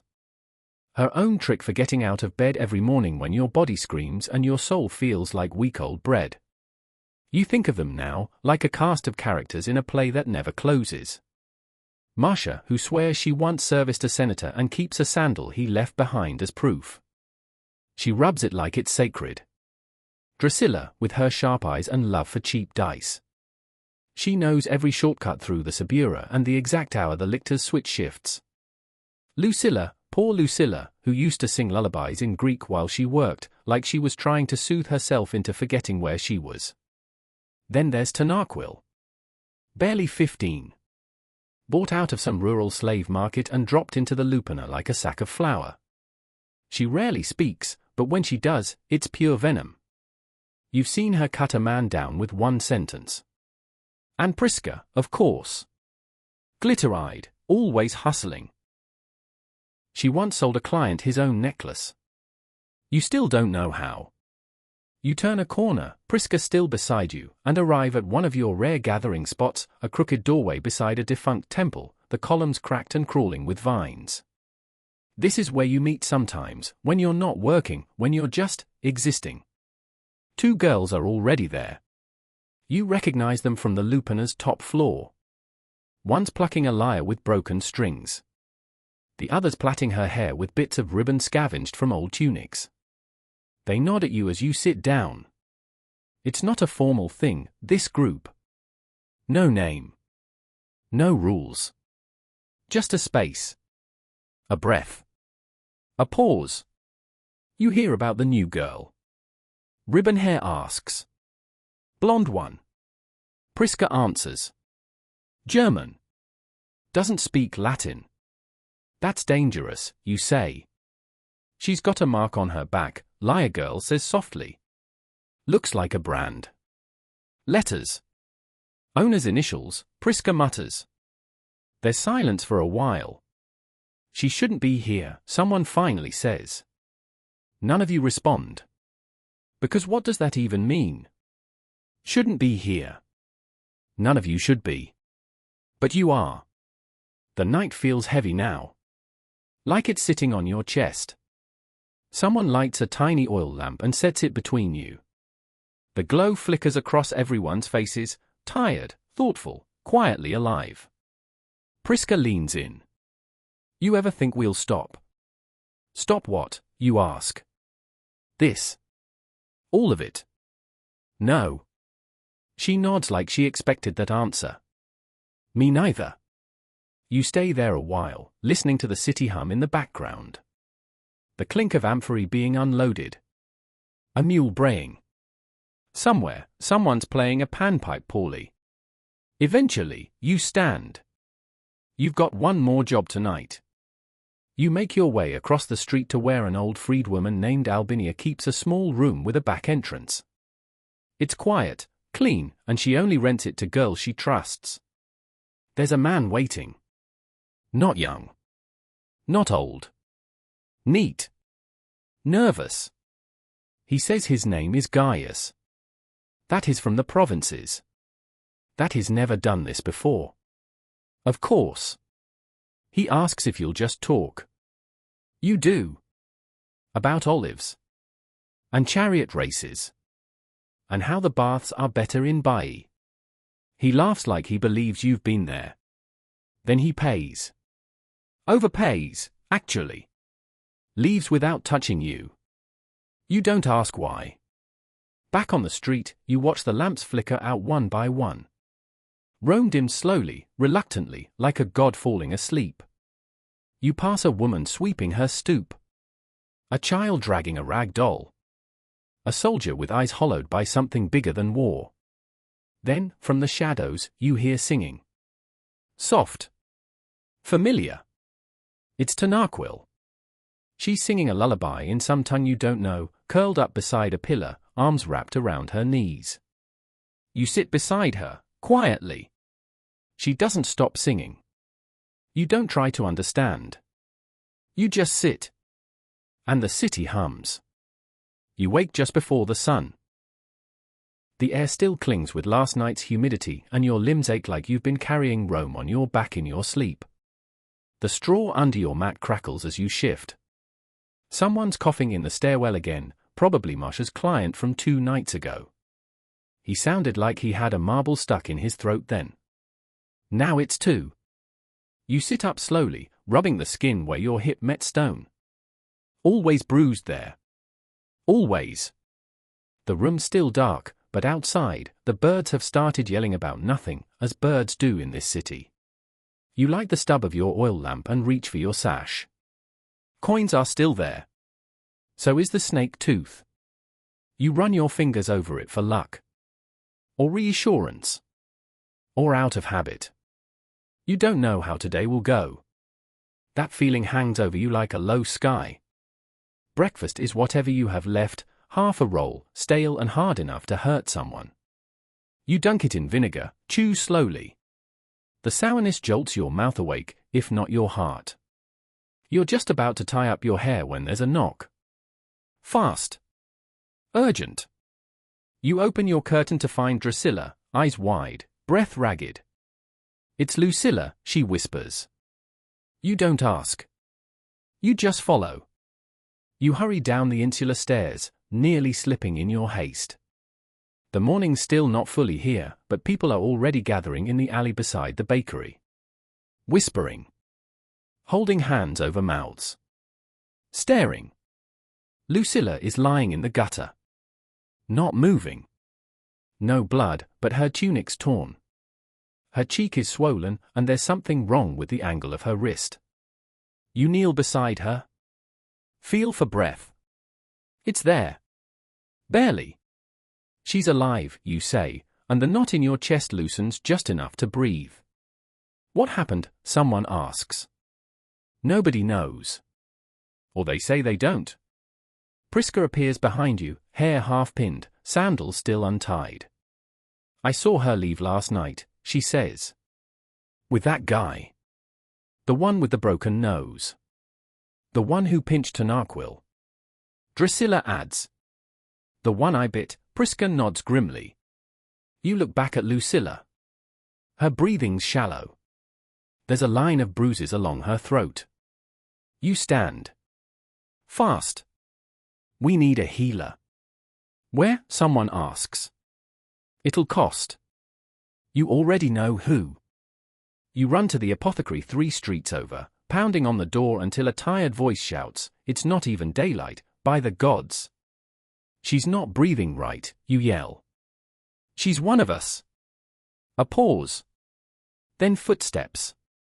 The door creaks open and Philo, the bald, sharp-tongued Greek with hands like buttered stone, steps out.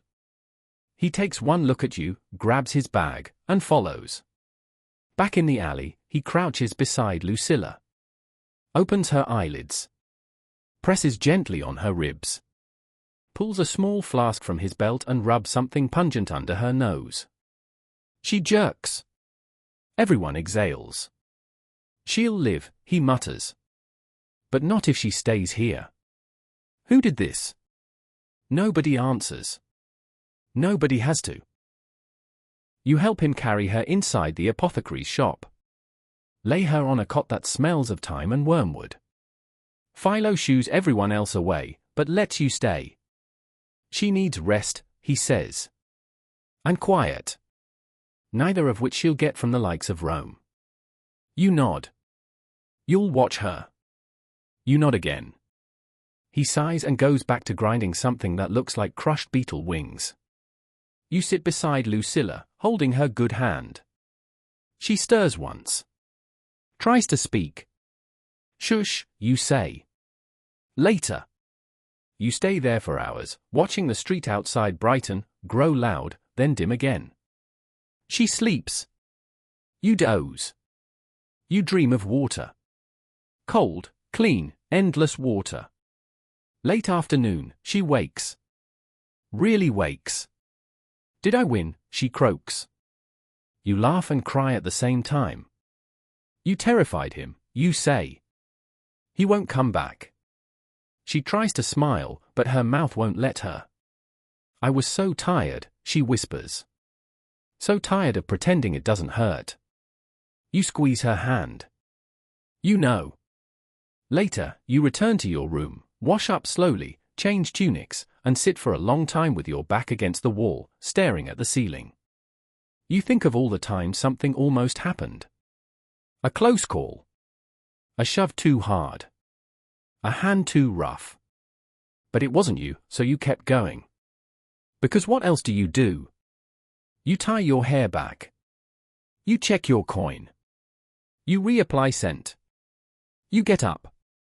By nightfall, you're back at your usual post, the street buzzing as if nothing happened. Because for most people, nothing did. Drusilla sidles up next to you.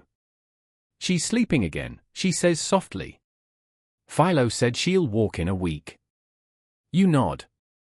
Did they catch him? No, she says. But Lucilia knows his name now.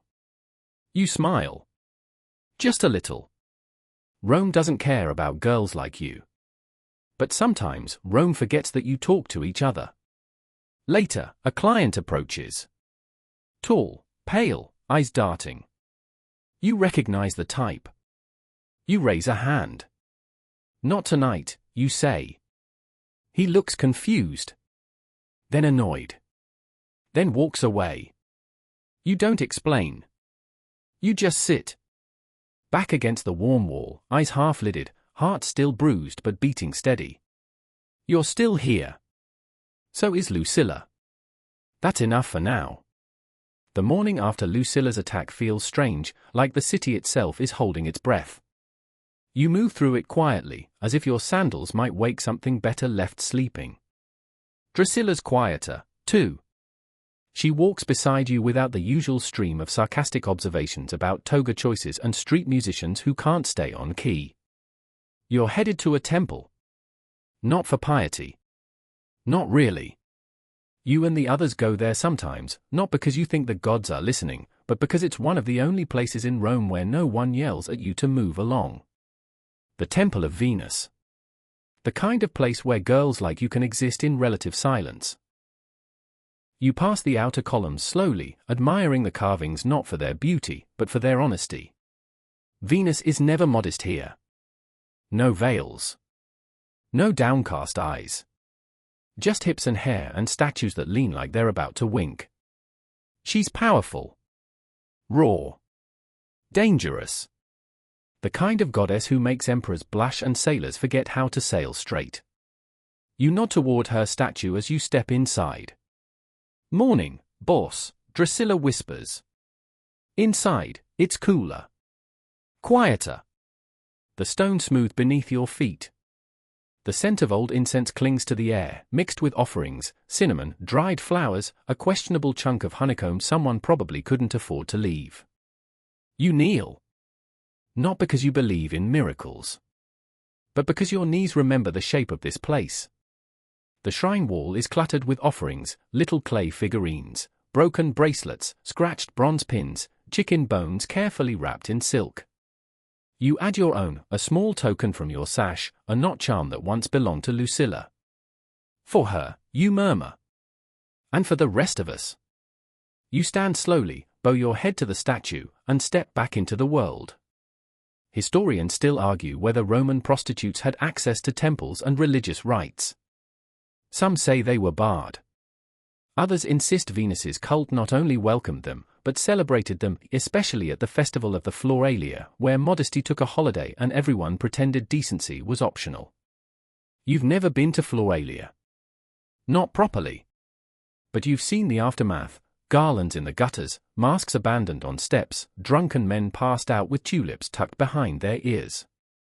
One year, Marcia danced in the street wearing nothing but body paint and a grapevine crown. She made 15 denarii and a marriage proposal from someone else's husband. Back in the sun, you wind your way toward the forum, passing shrines tucked into corners, doorways chalked with protective symbols, and an old man selling miniature statues of Mercury with extremely exaggerated features. Luck in love, he shouts as you pass. Or at least luck in pretending. You give him a polite smirk. You spot Julia across the street, ducking into a shadowed alcove with a customer in tow. She gives you a wink as she disappears. You nod back. Small gestures. Little glances. The ways you say, "I see you.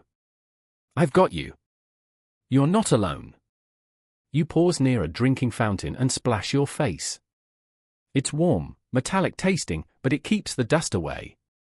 Someone's carved a name into the stone lip: Elia loves pulcher. You wonder how long that lasted. A month? A week? A transaction wrapped in a poem? As you lean back, a woman approaches. Well dressed. Hair pinned high, tunic stitched in patterns too delicate for utility. You brace. Are you Lyra? She asks. You nod slowly. Depends who's asking. I'm Egeria. My husband, she falters. He's visited you. Several times. There it is. You straighten. Ready. Braced. She surprises you. I'm not angry, she says quickly. I just wanted to know what he sees. You blink. I'm not a mirror. I know, she says. But I've forgotten how to be seen. Her voice cracks just enough that it stops sounding rehearsed. I'm not his mistress, you say gently. He comes, he pays, he leaves.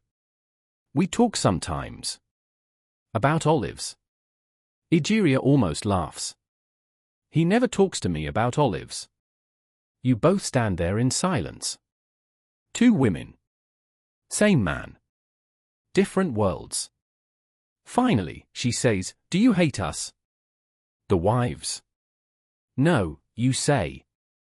I hate the lie. That I'm the shame and you're the virtue. We're just different chapters in the same book. Neither one gets to write the ending. She nods slowly.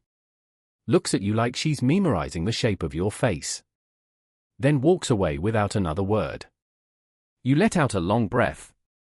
Drusilla's waiting at the corner with a date in her hand and suspicion in her eyes. What was that about? Wife. Looking for a ghost. Find one. Maybe just a reflection. She hands you the date. Eat. You're getting poetic again. You bite into it. Too sweet. Perfect. As the day grows older, the streets fill again. The priests of Jupiter parade past with golden staves. A mime juggles figs for tips. A boy with one sandal tries to steal a honey cake and gets chased 3 blocks before finally ducking into a barrel. You return to your corner. Another client. This one's quick. Smells like fish and salt. Pays in coin and compliments you clearly stole from someone else's script. You wipe your hands clean. Count your money. Then pause. Something tugs at you. Not pain. Not fear. Just something. You glance down and realize your charm, the rosemary and snake tooth, is missing. Gone. You spin slowly, scanning the ground. Nothing. Gone. You stand there, oddly hollow. It wasn't powerful. Wasn't magical. But it was yours. Drusilla reappears beside you. Notices your face. What is it? Dropped my charm. She frowns. Want mine? No, you say. You need yours. She pulls it off anyway. Ties it around your wrist. I'll get another. You shake your head, but she ignores you. Hand still moving, knotting it fast. Can't have my favorite poet dying before I win our bet. You smile. Just a little. And as the torches are lit and Rome's sky turns gold-edged and smoky, you stand there in the crowd, wrist wrapped in protection, eye steady on the horizon. Still standing. Still seen. You're in the bathhouse again. Not the nice kind with statues and gossiping matrons, but the smaller one near the Sabura, cracked tiles, lukewarm water, and steam thick with vinegar and stories no one asked to hear. Your tunic's folded neatly on a bench, and you're ankle-deep in the tepidarium, scrubbing the night from your skin like it's something you can actually get rid of. Marsha's already in the pool, lounging like she owns the place. She raises a hand when she sees you. You look awful, she says. I slept like a rock, you reply, stepping into the water. A rock that got kicked. You smile faintly and lower yourself in. The heat hits your legs first, creeping up like a soft warning. You settle in next to her, and for a moment, it's quiet. Then Priska joins. You won't believe what I heard, she says, not even wet yet. Marsha groans. Is it about the gladiator again? No, Priska huffs. It's about Flavia. You perk up. Flavia's the girl who tried to sneak into a senator's villa and ended up locked in his pantry overnight. That was a week ago. She came back with flour in her ears and a story about escaping through the kitchen window. Well, Marsha prompts. She says she's moving in with a client. Full-time. Says he's going to keep her. The silence that follows is complicated. You exchange a look with Marsha. Then you both look at Priska. Do you believe her, you ask. Priska shrugs. She had a gold bracelet on. Could have stolen it, Marsha mutters. Or pawned it, you add. Or it's brass. The bathwater ripples as someone else steps in. It's Unia, a girl from the Lupina's lower floor. Barely speaks. But she nods at you as she slides into the water. We've all heard it, she says. He's going to take me away. He'll free me. He wants me to be his only. Marsha snorts. Until his wife finds out. Or his ego deflates, Priska adds. You lean your head back against the stone and close your eyes. You've been offered that dream before. A client once whispered to you, breath warm against your cheek, that he would take you to his villa by the sea. Said he'd make you a lady. Give you your own slaves. Your own garden. He never came back. You still imagine that garden sometimes, though. Vines of grapes. No men. Just quiet. Historians still argue whether Roman prostitutes were ever truly kept. Some say yes, kept as mistresses, concubines, even unofficial wives. Others say those were exceptions, rare and dangerous. Because once a man keeps you, he can also let you go. Or worse, forget you. Priska splashes water at your face. Hey! Stay with us. You blink. Sorry. Thinking about grapes. Oh, we're dreaming now. Marsha laughs. In that case, I'm thinking about Egypt. Warm sand. No clients. I want Spain, Priska says. They say the men are too drunk to talk. I want the top floor of the bathhouse, you mutter. And a clean towel. You all laugh. That's how it is, most days. The bath isn't just for washing. It's a gathering place. A makeshift temple. The only spot where you're not performing. Not selling. Just floating. You soap your arms, scrape sand over your shoulders, and listen to the chatter around you. Someone's whispering about a magistrate's wife who's been sneaking out at night to meet a flute player. Someone else swears she saw a Vestal Virgin buy contraceptive herbs under a fake name. You raise an eyebrow. Which herb? Silphium. You whistle. That's rare. That's expensive, Marcia corrects. Priska lowers her voice. They say it doesn't even grow anymore. That the last plant died near Siren. Then someone's lying, you say. Or selling parsley in a fancier jar. Laughter again. It echoes in the steam. Later, while toweling off with a scrap of linen that smells like salt and soap, you spot two wives across the atrium. They're wrapped in thick wool robes, skin scrubbed raw, hair pinned up like it's afraid of being judged. One of them sees you. Her eyes narrow, lips purse. She leans to whisper something to her friend, and both of them giggle. You ignore it.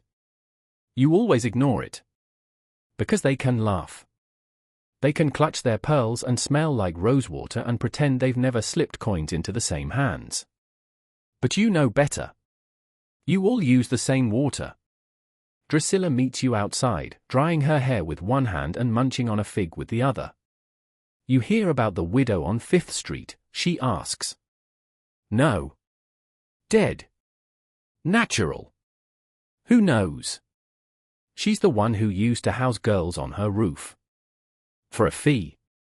You nod. I stayed there once. Same, she says. A moment of silence. She let me stay free once, Drusilla adds. When I had nothing. Gave me soup. You squeeze her arm. She was better than most. You walk together toward the Subura, where the streets get tighter and the shadows come sooner. Near the Forum, a familiar man stops you. Thin. Nervous. Eyes like a raccoon. I need a charm, he whispers. For love. You raise an eyebrow. That's not usually what they ask for. She doesn't love me, he says. But I think she could. I just need something to help. You glance at Drusilla. Snake tooth or rosemary? Neither, she says. Give him the fake stuff. You smile and reach into your pouch. Pull out a knot of ribbon tied in 3 loops. This will help, you lie. He pays. You walk on. When he's out of earshot, Drusilla asks, was that ethical? You shrug. Sometimes hope's worth more than truth. Back on your corner, the air is already changing, less sun, more shadow. You light a bit of incense, place it on the stone ledge near your post. A small offering. A reminder. You whisper something toward the breeze. Something like, keep us safe. And maybe make them gentle. You don't believe the gods are always listening. But you hope, just a little, that they are. The smoke from your little stick of incense swirls upward, soft and ghostly, the scent curling around your fingers like it's reluctant to let go. You lean back against the wall near your usual corner, stretching your legs and letting your muscles unknot, just a little. The kind of looseness that only lasts until the next whistle, or the next pair of hands that thinks you're part of the scenery. But tonight, you're not waiting for anyone out here. You've been summoned. A man, client, connection, mystery, whatever, slipped you a message folded into his coin earlier today. Neatly written, with surprisingly good grammar, come tonight. Via Claudia. East Gate. Back door. And below it, 3 words that usually mean trouble, don't be seen. Drusilla thought it was a joke. Priska said, could be a trap. Marcia just muttered, if there's a wine fountain involved, I'm coming too. But curiosity's the oldest disease in Rome, and you've caught a serious case. So now, cloak draped low over your shoulders and a dull bronze hairpin tucked in your sash just in case, you make your way along Via Claudia. The streets here are smoother, cleaner. The urine stains less bold. The people, wealthier. You step over a mosaic threshold and into the quiet space behind the mansion. It's massive. Marble columns. Balconies you could host a small dinner party on. Everything whispers money and legacy and old patrician blood. The back door creaks open before you even knock. A servant, tight-lipped and slightly damp, nods and ushers you in. You expect a bedchamber, maybe something tacky with red drapery and bad frescoes of Venus doing unspeakable things to Mars. Instead, he takes you through a garden. No one's in it. Just night flowers blooming in blue shadows and the faint sound of a fountain. Then into a hallway. Then a room. A large one. Not a bedroom. A library. Shelves from floor to ceiling. Candles burning low in bronze holders.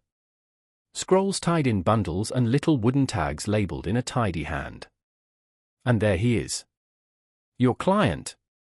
Not dressed like a man about to commit a scandal. Tunic neat. Clean shaven. Tired eyes. He doesn't greet you with hunger. He greets you with a question. Do you read?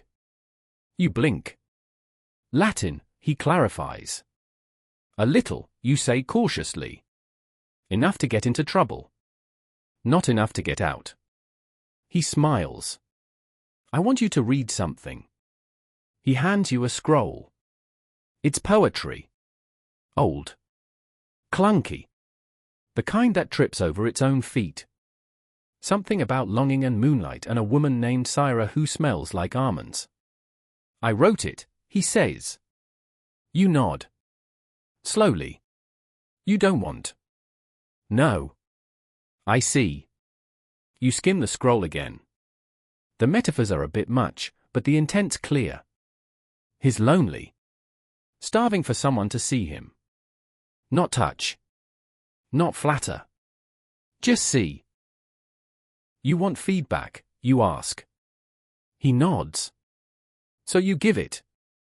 You point out the lines that work. The ones that feel like they've lived something. The ones that feel like someone told him to sound impressive. He listens. Eyes flicking between you and the parchment. You pause. Ask, why me? He hesitates. You listen, he says finally. And you don't pretend. That's rich, you think. Your whole job is pretending. But something in your chest warns anyway. Do you want to keep writing, you ask. I want to be good at it, he says. But I'm not. I'm just rich. Well, you say, that's a start. You'll never starve. He laughs softly. You spend another hour there. Reading. Talking. You even recite one of the better lines back to him, and he closes his eyes like it's the kindest thing anyone's done for him this year. He pays you well. Quietly. No touch. Just a nod and a soft thank you. You leave through the garden again. It's peaceful. Almost eerie. You pause beside a statue of Minerva, her eyes watching nothing and everything. I read poetry tonight, you whisper to her. She doesn't blink. You rejoin the streets near the Aventine, where the marble ends and the cracked bricks begin. The torchlight here flickers in lazy circles. Rome is closing one eye. You spot Drusilla waiting on the step outside your building, chewing on something. Well, she says. No wine fountain. Shame. But there was poetry. She raises a brow. From his mouth or his toga. Scrolls. She gasps. Scrolls? Scandalous. You laugh and toss her a coin. You're in a good mood, she observes. I think I helped someone, you say. You always help someone, she shrugs. Usually themselves. You both head upstairs. The hallway's quiet tonight. No screams. No fights. Just snoring and the creak of wood adjusting to the night. You wash your feet in the basin. Rub the coin between your fingers. Still smells faintly of parchment and sandalwood. You lie down on your mat, pull the blanket over your shoulder, and let the soft weight of fatigue settle. In the distance, you hear a flute. Badly played. But soft. Lulling. You think of the library. The lines of verse. The look in his eyes. And for once, you fall asleep with words in your head that aren't instructions or lies. Just words. And they're enough. You wake to drums. Not war drums, not the rhythmic thump of a procession, not even the steady heartbeat of temple rituals. No, these are chaos drums. Festival drums. That low, feverish beat that tells you something dangerous and wonderful is about to happen. You sit up and rub your eyes. Outside, the street's already louder than usual. Someone's laughing too hard. A goat just ran past your window. It's Floralia. Of course. You'd forgotten. Or maybe you chose to forget. It's that kind of holiday. The kind that blurs the line between sacred celebration and total public delirium. Floralia. The festival of flowers. Of fertility. Of everything Rome pretends it doesn't want when the Senate is watching. You know what it really is, a week of too much wine, too few clothes, and a crowd that gets grabby the moment you blink. You tie up your tunic, higher than usual. Today's about visibility. Shock, even. That's part of the job during festivals, working the edge between spectacle and transaction. You pin a fake flower in your hair, an old trick, makes you look younger, and wrap your coin pouch twice around your waist. Festival crowds are great for business and terrible for safety. When you hit the street, you're swallowed whole. Streamers flutter from balconies.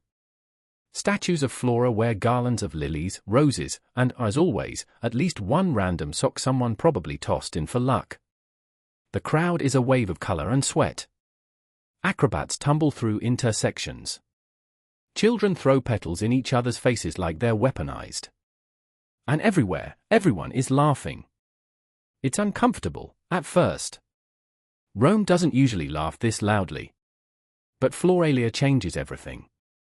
Even the senators pretend to smile. You spot one, red-faced, toga askew, trying to pin a flower crown on a passing mule. His wife is nowhere to be seen. Lyra. You turn. It's Prisca, of course. She's dressed for the gods, gold-painted sandals, tunic slit up to mid-thigh, 2 fake rings and 1 real dagger hidden in her sash. Nice outfit, you say. She twirls.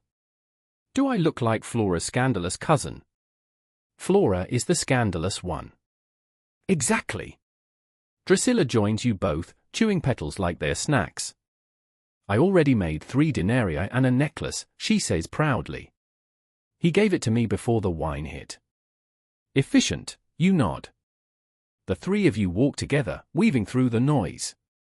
Everyone's out today, prostitutes, beggars, matroni with their hair down, slaves pretending they're free, free men pretending they're not afraid of joy. Floralia makes fools of everyone. And for once, Rome lets them. The air smells like wine and wild garlic. Flower petals coat the ground, already being trampled into pulp. A man dressed as a satyr plays a flute badly, and no one tells him to stop. A woman juggles painted eggs. A pair of twins chant dirty rhymes from the base of a fountain. You glance over and see a Vestal virgin watching from a balcony, her veil half-slipped, her mouth slightly open. Not horrified. Just curious. It's that kind of day. And you're working it.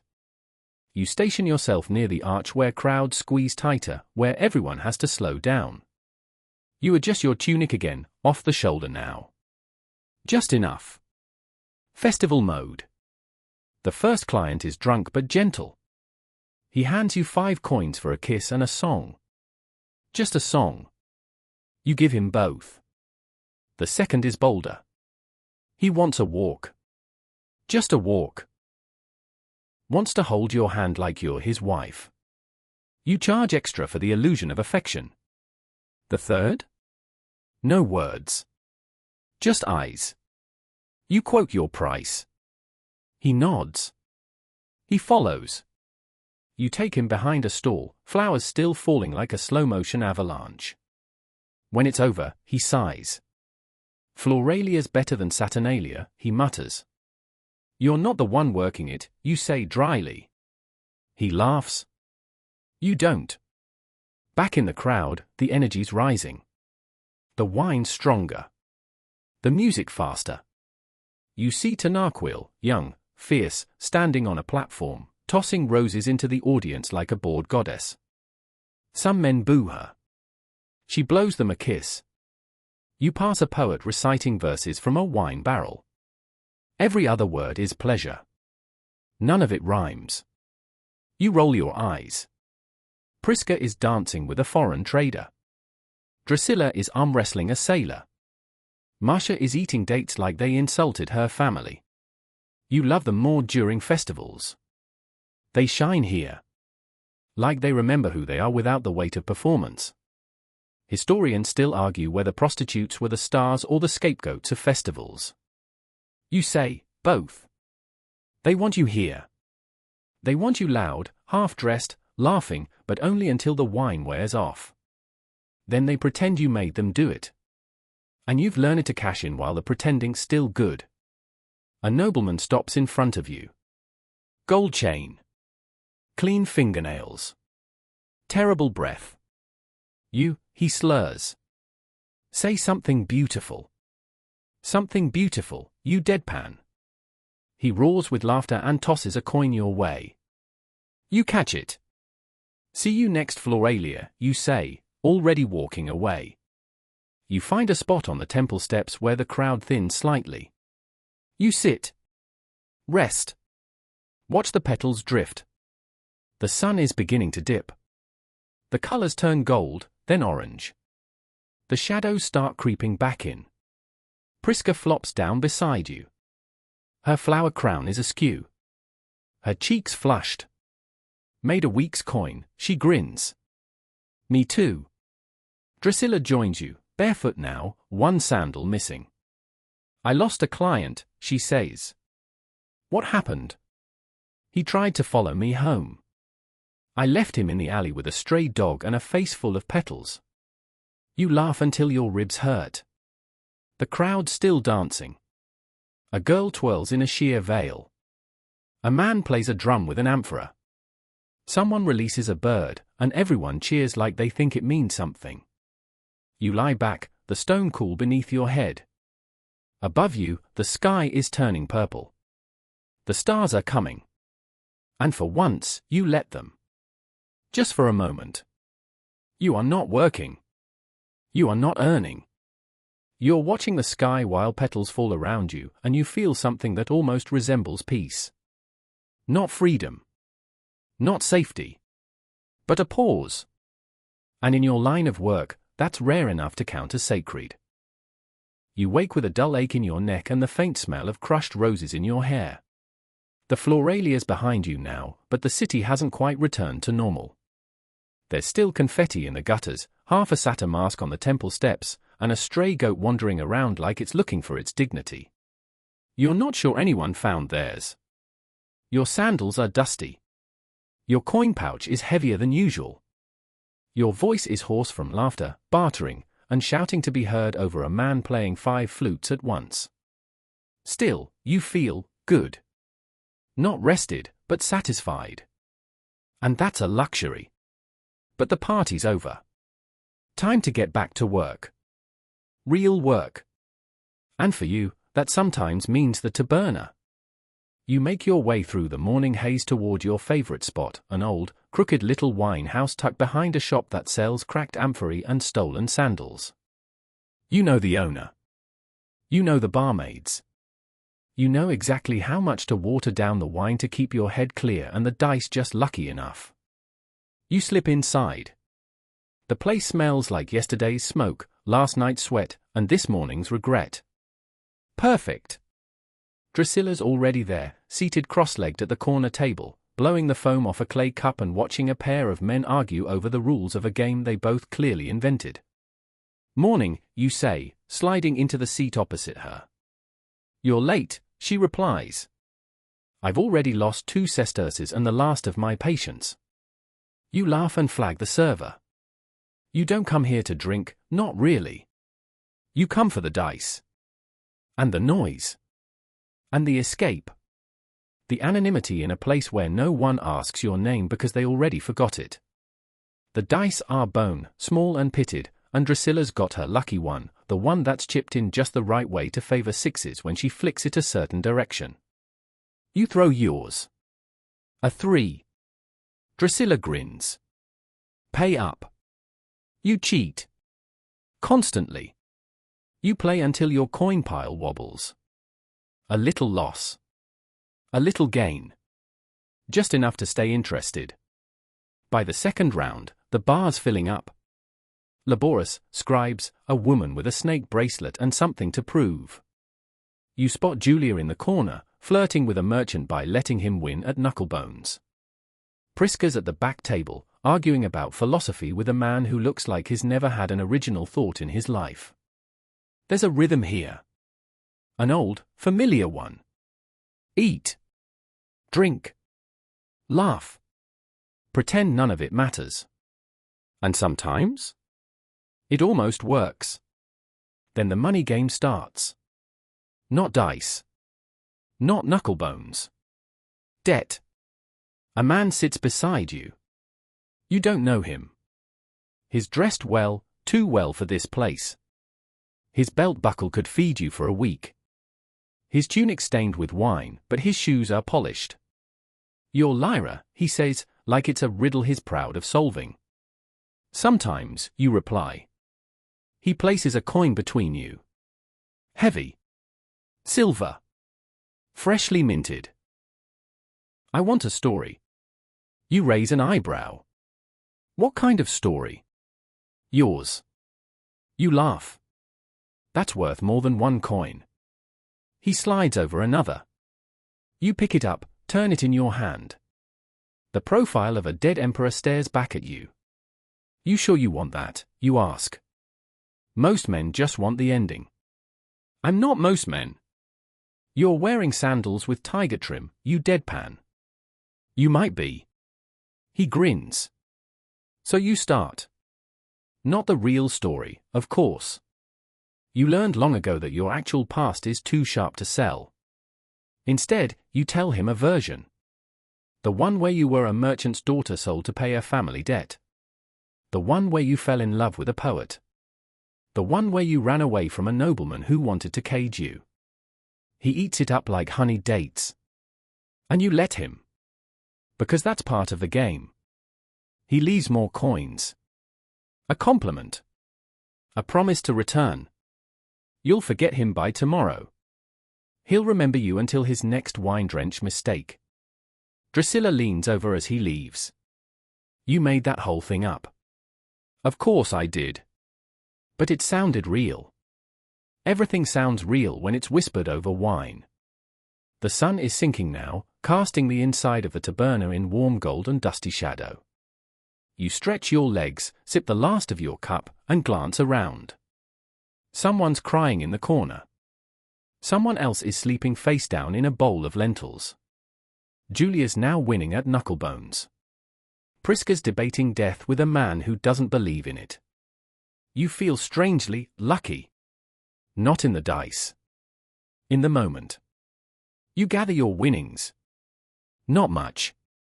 Enough. Outside, the street hums with evening energy. Market stalls closing. Lamps being lit. The smell of frying onions and burnt meat fills the air. You and Drusilla walk in silence for a while.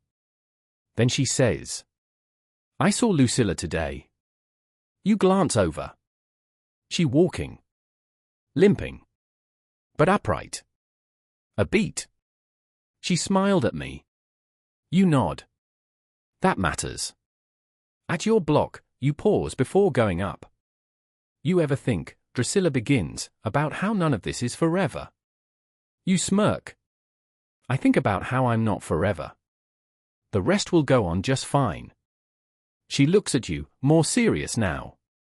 What if we just left? Took the coin. Went south. Found a village where no one knows our names. And do what? Make wine. Run a bathhouse. Lie about who we were. You consider it. Then you say, I like lying. But I like hot water more. She laughs. Loud. Free. You climb the stairs together. At your door, she bumps her shoulder into yours. If you ever go, she says, Take me with you. Only if you bring your dice. She nods. You part ways. You lie on your mat. Count your coins. One's warm. Probably from your hand. Probably not from fate. You close your eyes to the sound of distant music. Not temple music. Not drums. Just a man in the alley below, humming a lullaby you've never heard before. You fall asleep smiling. You wake to rain. Not the usual Roman drizzle that stains tunics and causes shopkeepers to curse Jupiter. No, this is a slow, soaking rain that wraps the city in a grey hush, softening the shouting, tamping down the market chaos, and leaving every rooftop and awning dripping with slow, steady rhythm. You love days like this. Work slows, but your mind doesn't. You lie on your side for a while, watching raindrops slide down the cracked plaster of the wall beside your mat. They follow the same paths every time, tracing tiny rivers through centuries of grime and heat. You imagine their maps. Routes to something quieter. After a while, you sit up. You pull your shawl tighter. The stone is cold today. No clients come calling in the rain. Not unless they're drunk or heartbroken. You're hoping for neither. Instead, you reach under your mat for something tucked away. Something you haven't touched in weeks. A folded piece of parchment. A letter.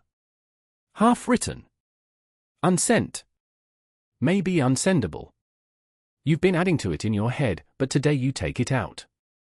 You light the stub of your candle. You dip the stylus in ink. And you write. To whoever you are. I don't know if this will ever reach you. Maybe you don't even exist. Maybe I'm writing to the sea, or to a version of myself that slipped away years ago. But today the rain made me remember what it's like to believe in quiet things. So I'll pretend, for now, that someone out there is reading. I woke up today to silence, and I didn't feel afraid. That feels like a miracle in itself. I'm learning that some days, survival isn't the goal, presence is. There was a boy yesterday who paid me just to talk. He wanted to know if I remembered my first kiss. I lied, of course. Told him it was under a fig tree in Syracuse. Truth is, I don't remember. Too many firsts. Too many fig trees. But I do remember the first time someone told me I was more than what I sold. That was you. Or someone like you. A whisper I still don't believe. But thank you. Lyra. You fold the letter again. No seal. No address. Just a dream you tuck away like a coin under your tongue. Later, you head out, shawl pulled tight, sandals splashing through puddles. The street is quieter. Rome always whispers in the rain. Even the beggars seem subdued, their songs lower, softer. You pass the bakery. The windows are fogged. Lamia waves through the glass. You smile back. At the corner, Marcia is trying to dry her hem with a brazier. She's swearing creatively. This rain's got me soggier than a wine-soaked fig, she mutters.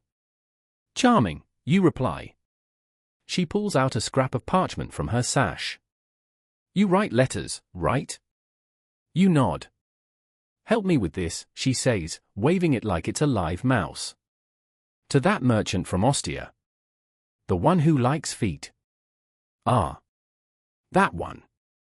He wants a letter full of longing. What even is that? You grin and take the parchment. Dearest Flavianus. When I think of your touch, I remember the warm stones of midday and the way your hands were always too hot, like you'd just wrestled the sun. Musha cackles. That's perfect. He'll eat it up. You hand it over. She tucks it carefully into her pouch. I'll add a sandal print, she says. Subtle. You part ways and head toward the Temple of Mercury. Not to pray. Just to sit. The stone steps are slick, but the overhang keeps you dry. You pull out your own letter again. Look at it. Then, without quite knowing why, you leave it on the altar. Maybe someone will find it. Maybe not. you spend the rest of the afternoon in a wine shop, sipping slowly, watching the rain blur the street outside. Priska joins you eventually, damp and wild-haired. I tried to sing for coins, she says. The only man who paid me asked me to stop. Fair, you nod. You write anything today? A letter. She leans in. To who? I don't know, you say honestly. That seems to satisfy her. The rain doesn't stop. It only softens. Like even the weather's tired. That night, you walk back through alleys lit with faint, flickering lamps. You hear someone playing a flute again. You're starting to think it's always the same man, haunting the city like some tuneless ghost. At your insula, you climb the stairs slower than usual. The wet has settled into your joints. On your floor, you spot a new girl crying in the corner, tunic-soaked, hands covering her face. You sit beside her. Say nothing. Eventually, she looks up. Her eyes are rimmed red, nose running, mouth trembling. I thought it would be easier, she says. You nod. Then you hand her your shawl. Take this. She tries to protest. You'll give it back tomorrow, you say. You lie down that night in your shift, arms cold but chest warm. Your last thought before sleep is the letter, curling on the altar, maybe already gone. Maybe read. Maybe remembered. And you smile. Because writing to no one still counts. You can't sleep. The night is too quiet, too thick, and your usual lullabies of Rome have vanished into fog. No dice games in the alley. No footsteps on the stair. Even the rats seem to be holding their breath. You lie on your mat, eyes open, staring at the ceiling where a spider's spinning a web in the same corner it's claimed for weeks. You roll over.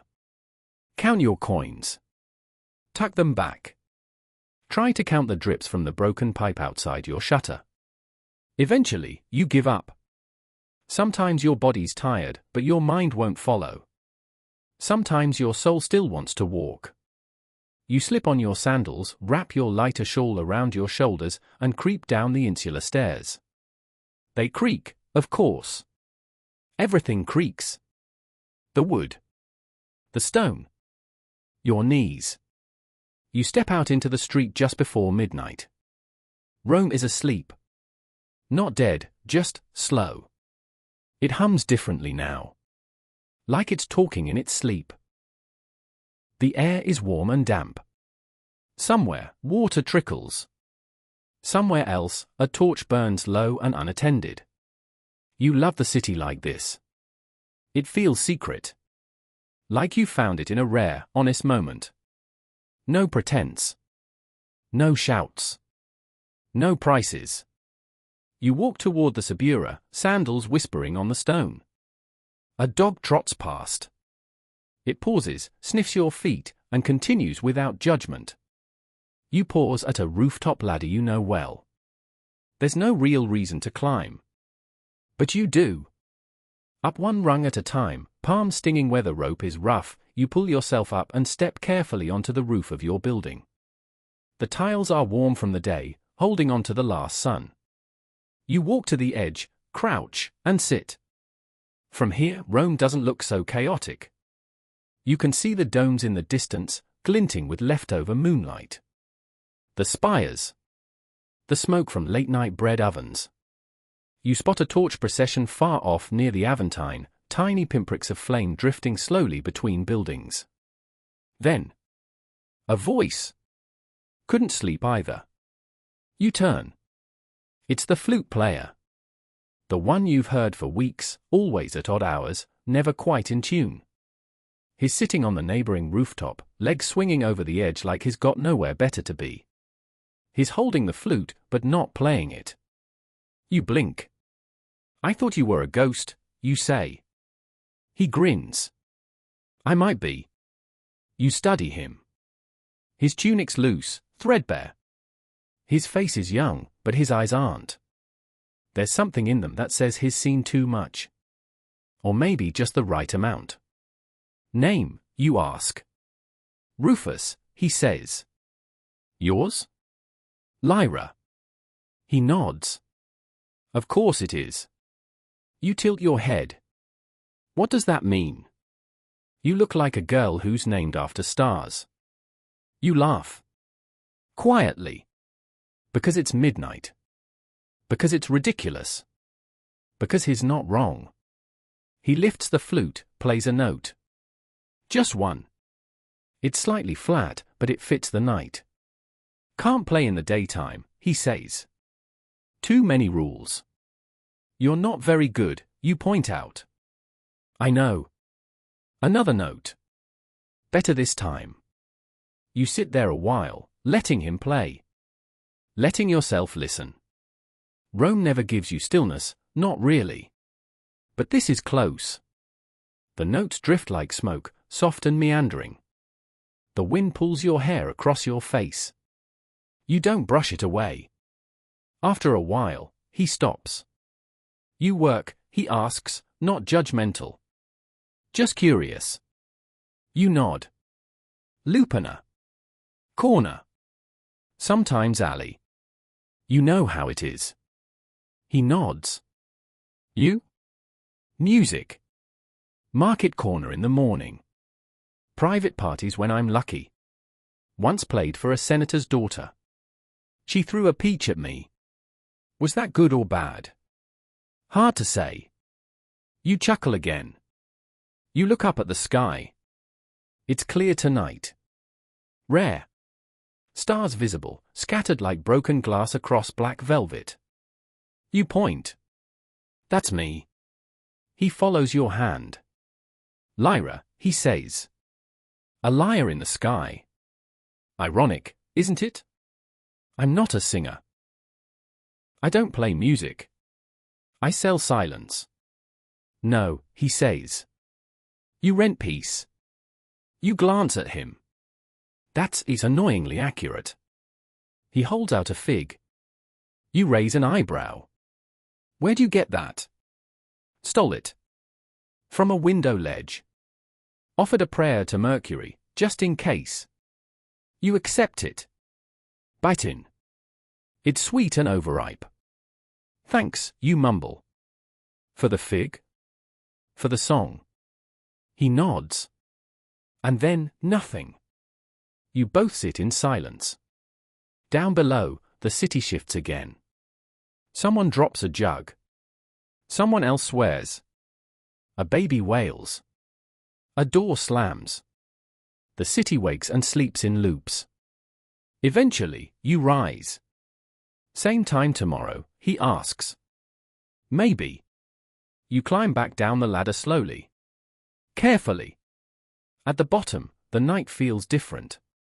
Lighter. You walk home. Slip back into your room. Lie down. And this time you sleep. No dreams. No letters. Just stars. You wake to birdsong. Not the angry screeching of city crows, not the usual pigeon squabble on your windowsill. This is soft. Melodic. Real birds, from the countryside maybe, blown in on a rare breeze. You lie still for a long time, listening. It's your last day. Not last, just the last in this strange, winding story you've been living. You feel it. Like the end of a festival. Like the scent of wax just after the candle's gone out. Your joints creak as you rise. You stretch slowly, rubbing the sleep from your face and peering through the cracked shutter. The sun's low but climbing, casting honey-colored light across the street. You're not working today. Not in the usual sense. Today's different. You wash your face, pin up your hair, and take only one coin with you. Just one. It's not a transaction day. It's a memory day. You step into the street and let Rome greet you.